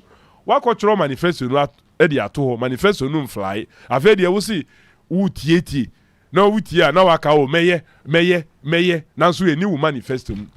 John Mahama opese odi nokre no odi kan ye den eko ne listening tour etie ye compile all the issues ye betina ho ni ye possible say ye beye ni ayentumi ye ni owo say ye dane no kakra ye no say ansa na ye kwa akotro ye manifesto e launch ye ene a okọ no full campaign. That is a person na oye trustworthy na nyobi a onena ma o shebo. Promise as you go. Promise as you go. Promise as you go. No. So, ma obia ensuro say, oh, NDC ba maybe ye be. Na ye den na ye join sa. Captain, ekai hwe koko board na wo kan one sem says here. Ene for the first time omoko no mo be dada say oh na ye mpese ye be kwa akodi syndicated facility ya adwin say yankasa ye be pe kwan foforo na ye de ato ye nkuku na enti adenti na moko ya obi anhwe manim because nya mo beje na anu no muntumi 250,000 metric tons have not been supplied. We see we pia di akọ next time. Now who pay the account next time no so we co yield no so a former neighbor. Poor investment, galamsey activities and the rest no assay quite any bebre so. Now we see 250,000 you are pushing it to next year.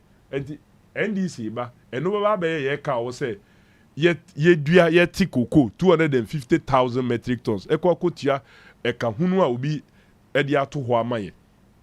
Now we see san kofo no ye mfrem ho na mbisa won questions a.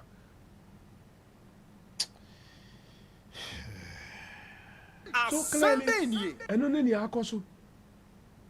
Eno eni ni akoso. And we're not going to just allow that to happen. We promise every bibia His Excellency John Dramani Mahama Ekan, we mean it.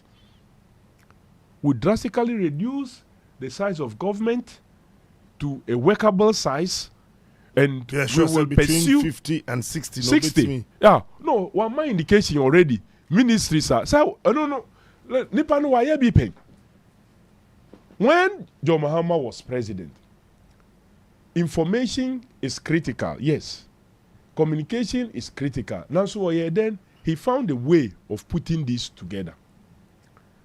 Transport was transport ministry responsible for aviation, responsible for rail. Meaning, where the level of aviation investment. Yen terminal 3, ewo Kotoka. Yen terminal 3, ewo Tema Habo. Yen Takradi expansion project, the rail project. Ene Tema to Akosomwa ene ya yenu mpaka down rail project.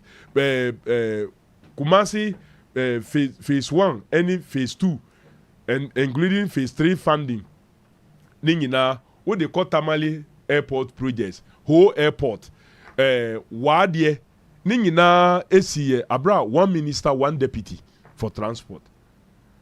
Now by ya obechiche that same transport ministry to aviation, transport and then rail. No mo nyina so mo deputies. Now so nothing to show. In the airlines cry na nko mu operate those times are 1 minister 1 deputy in cry no bebre na egu. Hell no. So we are committed. Why ye be paying? And he's going to even do it more because of the experience when you're in waba abonting asan ko back no. He has gathered even more experience and more momentum. Nidindi Kofi Adams. Honorable Medase Suminia. Hey! Media me pedi odiga ne sika ebetimi ache natum.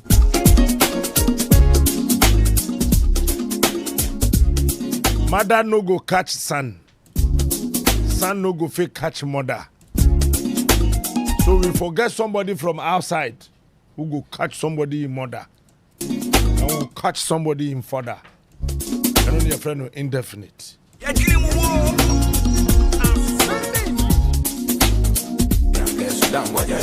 Pastor says here ECG seek 171 million Ghana cedis akodi haptech for her.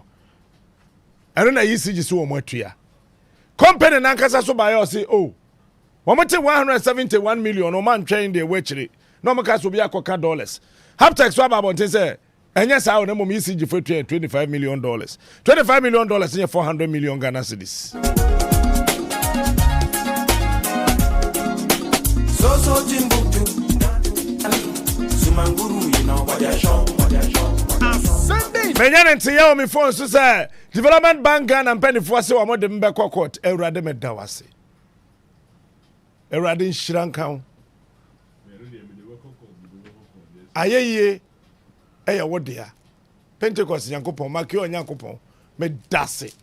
Sancro so back court. Pamacho. Mia mechamu 20,000 Ghana cedis. Mo fan some lawyers kaso. Asende ni. Mia mechamu 20,000 Ghana cedis. Asende ni. CEO Mr. Kwame Neduka. Board chair, management of DBG. Mia memamu 20,000 Ghana cedis. Mo fan some musika so high lawyer. Asende ni. Mesrabo mamon kon court. And kan court de the say 8 year dodo. Memre Monko file will be Kumase High Court. Boku kura na ho du Monko Boku High Court. They share a court ho. The oye bearman no on file a suit. Asende ni. Asende ni. Asende ni. But the attorney says you su court. No, I'm going to imagine say ko betwa kanipa no atum. But why you me na the case no pacho na wo banchifo Captain Smart. He is smart. He is unique. Why you me na the case no na wo banchifo mu. Ana na ye ka bi mboa. Hey, DBG4 man kokot ye be shime. Ebe ye me kraya. Mema mato so 192 a ode makokota wedi for. You say 191 me pobi dina soso asafia kwawie. Bonkanche DBG for say me say wo me ameche omo 20,000 Ghana cedis. Omo fa so musika so high lawyer en fa me kokot. Mo wan e ka so meko. Asande ni. Me pe number kwa wi aso so say 191 me pe 192. Asande ni. I was for Sikana Akufado de share bank na sini na no.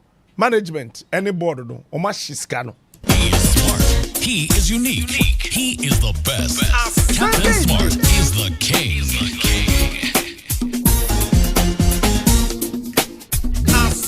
Mami me phone line on 0556692445. I'm Chairman General Manager TV, Nicholas Kwame. Good evening, sir. Hey. No. Use more check your dear. The thing is not a said something. It is not a second. It's not a is it what?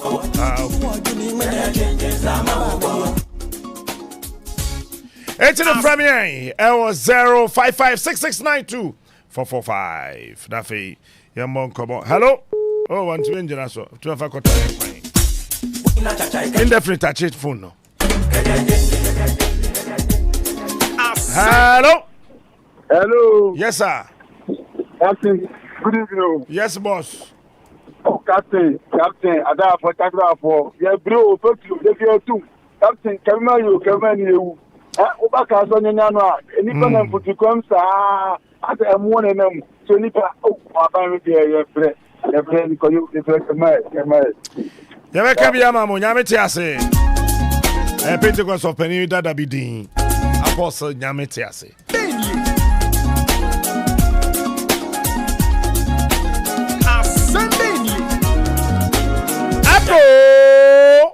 Hello, Captain Smart. Madre. Joso. Na binti. Be yeda say enejuma power ye mo mangana. Na me wa asem ye san bia meka say mama ba power kra mo no ntima ye bia ma o man mpo a otimi ye sadne mama kuma me wu kra ma me kra na ne beji no. Otimi ye den o chinkrofo a. O chinkrofo. Eno de no a. O chinkrofo tu on fa ahunbobran to nchen because kana Ghana ye brema mpan for mo ye. Odi mane mra na on fa humobro medin se hunu bia wa akonwa ne so. Yeah, ministers so am team collaborate on this no. Obi a we at KG1 for no. On so ono mo nkasa na mo ye discipline onom. Nya Ghana ya bre ti onya me adwuma. Me so me da say 055669244. Friend ya mon komo. Hello? Hello, Daddy. Yes, sir. Where you Obama on God? On God. Daddy. Yay. Yeah, sure. Daddy, share. Say, who be sure na me afo. Na me captain. Say, una wa bon ti pa no go be sure na nka nko futika mo wi pa. Eye si so dollars do. Na enye juma ye pa captain. Eye mo bo. Captain, do mama me tonya me. See, obedi penalty when man chuku ngwa captain. Yeah, no, you best say we. There be Onua Kroma na kasanko kwa ha. Ko better land in the president of Ghana me come be I do want Libyan. I do want Libyan. Na ko na o de do want Libyan keke. Me so me da say. Family among come on. We your friend Kamadrin. Hello. Papa, good afternoon. Good afternoon. Evening kura mejeso. Evening mom. Pacho obasi je na kasa so. Sije me da say. Papa, we the master be think akra. Mami tio, my radio don't confirm. Yo. Papa, you see Ghana had the cost na anochi. Oji dis say oil gallon I call 900 cedis. Oil ben. Oil, self right to oil here to a gallon back. You say 900 cedis and then me go market Jenny kitchen 4 10 cedis. Papa, Bebia Ghana ekono anochi. Nanu man de na market mo how akunse na nkaso market no o chiche nyama na we say begina onyama ho na how akunse ba chiche nyama enti ye politicians ipa de omu de yesika asem yi na se mahama ba na want me amba ba yehwe a papa yemfa na hu nche no hwe sika yankrofo ewiwi a wabra Ghana ha kaso ha obi ntumi to aduane just a pack of 30 cedis fried rice of 30 cedis nipa ntumi to ube bi ejuma fia no pack up menu mo betina ejuma mu sa be ram sa ube da sorry sa unya customers po ma omo ma be ka kiro say me to dua na pack nipa ne ba no obi say the pack here say wo 30 cedis ana oda ne no ho just 30 cedis nipa to me afford the food of 30 cedis 10 kilos of box chicken. It was 75 cedis when I started this business. To see a chicken box here 450 cedis.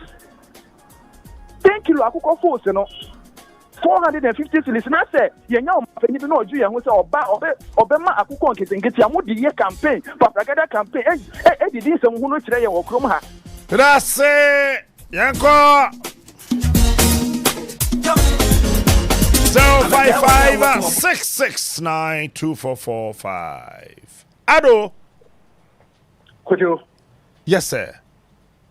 Good afternoon. Good afternoon. The way you see, could you know? Mama, come at Tommy Yembi, eh? Could you mean you know? I've been trying to reach you on your phone on numerous occasions, but there's not even a single time I will answer. Facha me what? And fast. I don't know how I was able to slip through MTN line. But could you? My mom is in. So there been Tibo. Your friend Kwame Ejako. Kwame Ejako. Kwame Ejako. Bacho you. Mami ti obra Kwame. Could you into offer to the your mind you could yeah. How could you? Ghana. Never pay free more. Like after yeah, papa. We're free. So one mother can say, hey, if you come and come out the pan no best sorry. And come and come back and say, into me my Ghana and Jay, say now posty. Say in point ni biapa. Hey, Rocco, hey, seriously. Hey, Asamo. Some me planet and come frank and make an the way my so tense, no. I don't even know how to pick the words to make my case. Rocco, me fa akwenja ways to capture the people of Ama Saman. Edem Afenyo. Omunshano. Nomuntuma JDM. Na onye nyema yi. Makaya Sambako. MPP for no. If he had gone right for Hillary, Kamala, and come back on, and come back my 2 instances so. Into Akoyama Kamala, and come back as a Suman, Ceciano, Vice President, Wakasa, Wabe, near my year, no. On the way we into the people approve, Yankopo approve. And Koye, a co-fund, and I said, I'm saying also. Can you imagine this joke? Yes, we are still there, and we're watching with eagle eyes. Thank you, Brakojo. Honorable Minister of Gender, Children and Social Protection. Ababedro. Awie Obofam. My task ye me. Obetwetwama. Obiani ho obetwetwama me. Obetwetwama. Oh. Na captain ya de yan kan se ne se nkama ade obiani ho a wo twetwe. Nchimpe boy ma. Ai. What's it that be? DH boy, what did that? DH boy, they me twetwe. God and cry him wo say ah. The way I go and cry him the chair say, we are indefinite. I can indefinite. I can't go.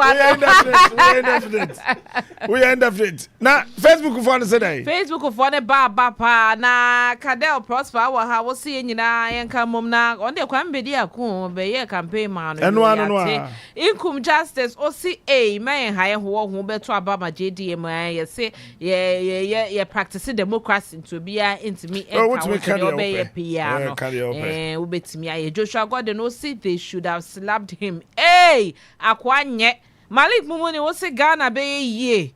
Oh, a be ye. Ade. Charlie. Captain Bay, not so many now. Now will be a crime and commando Kofuny and Kabomuba Kodie. Ghana be ye, Captain Oho. Na Miss Ann, no say, now what can say, dear, Captain Azama get leaking. Patron Miss Ann neck. What's today? Yes, freedom of speech into making come and name me son. Go on. Was no casen ka obia uchinyi efu etwene dia. Nanka nyansan kwa. Na ohun ke ti amon. There may be a question and am said that one show that's it.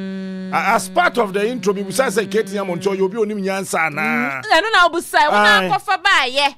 Said that na kofa ba ye. To no so chem so no onim senka edwene ye nyansa to no ono so bisa se Katie Monday, my friend is Joshua God no say I was sent come here day omobona sum Vivian Zaklago was so ebeye and Aziz say captain I did feel you and me can say no type of say wow Ekodonko will say so do we have elders here in Ghana oh baby oh now we have Busadi Isaac but you will say posterity will judge them. So see me and Kashi, if you any shot dear, yen shot dear. Some all say it as so see Abijana, one out should be beer or ye that was pa, Sani a pen to or one I will shed sana messages no so whoopia abba. Nah, my main cost and I mean kind of messages no me caught me. Now, Nigel Gaze, I said no, Kaya Captain said, or no, Bosher, washing it be or one and true channel, and then they say. Sir, Onua cancer and any prophecies in Anaya. So, or say, I need more problem 100 Yamin for more matches, and I say, be a mature say red and walk or show see green. Knock off by you, hey.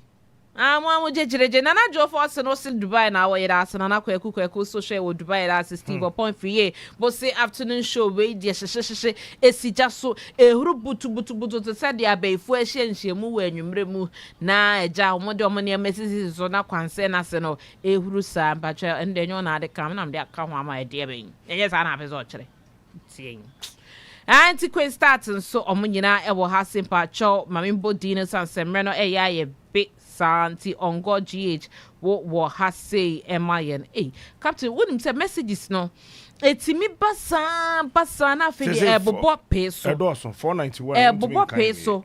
Mitimi be so once na bobo peso ntimba messages no de me kan amamo mamisa ensan comechin sem be san messages no ebuso ewo ha say na messages no abasa mo kwekuteta say mujidi enese mahama ba obehwe na watimi acha konfoni ampacho aya ne no de eti we boss mechi we boss mechi we nzo we ba na Emmanuel akwa say Ghana pa already say mahama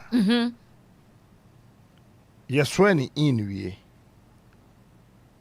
na odi 1 year non chubi antuma trowa ha obekwa kwatena land na di Ghana president bacho mame fan sign ade hu wo ha sei me dey sign home dey sign ha dey nsi onka ma sign si bacho ye sha dey wo say wonya to me na ye sha afi ye sha dey Kofi Ata wo say Saudi Arabia na wo ye da ase chia wo say wo chia captain ye so ye chia Susan Schmidt wo say hello Stephen Opoin free wo say ma be nyam se me no ano no ayo amani Moses so wo Dubai ye da ase in how wo say me wo say timi joman efri wo mo ye abone for sem ensem ye da ase and patch messages Hyson Eric or Clay was saying, I wish I knew the years to spend on this earth like I would have given you 10 years out of my years to be added to it. Oh, to me, one pie catching yam, and but you wouldn't even crampo and they say, a idea will pesa will yin some packet.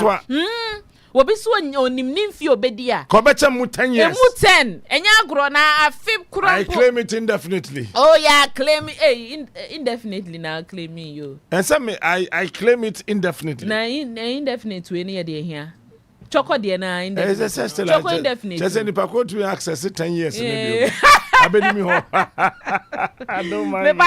Thank you so much. Mudini na ba Habibu Isa munyina ma bana emreno aye bia na saye damasepa Kofi Yesu de Taylor also happy Robert Jr. Also taxi drivers are suffering and then that nurses are suffering. Teachers are suffering. Abnenyamism is suffering. Pacho Haptel for say midwia bododo. Nah, just what mama yeah. Now Haptel, you mean him say Haptel, you can also show me cry see co-founder bi na ya no mdini dimba o. One must say sika na omoje ye no. Omanji 171 million Ghana cedis bia. Omoji $25 million. No ma komenu monsem. Na wo de wonyo. Na $25 million no. O convert 400 million Ghana. Komu ye din kra fa 171. Abruso. Na sembe ni. Judge boy. On va sembe ni na mame. And 7th one. And 7th. That's aka 30 days. Enchebia. You be 2 on 7 wa. Wama. Yenum. Wama. O twa se obo mu din kra nso nto. Wama. Timemmo. Tu de fitting one bi be fiti ana. You be 2 on 7. Would you say we anya otope na aba be fiti bia fiti ana fiti sa be ya ne ntimi ntu otope so de den ho den papa wo hu otope atimi atena nwura manyina na ho den nti ewe se captain say ye be fiti de ayere say shade. Say yere so say dey betu. Yenda wase. Ami ya adoma chira so ebehia. Me dey the quite smart. Me dey honorable minister. Abna nyamesem. Ena ede ebrewo. But you da sa. Mama ne wo hawa mama me hu me pa cho je. Me ana me wo ho me da se. Indefinite.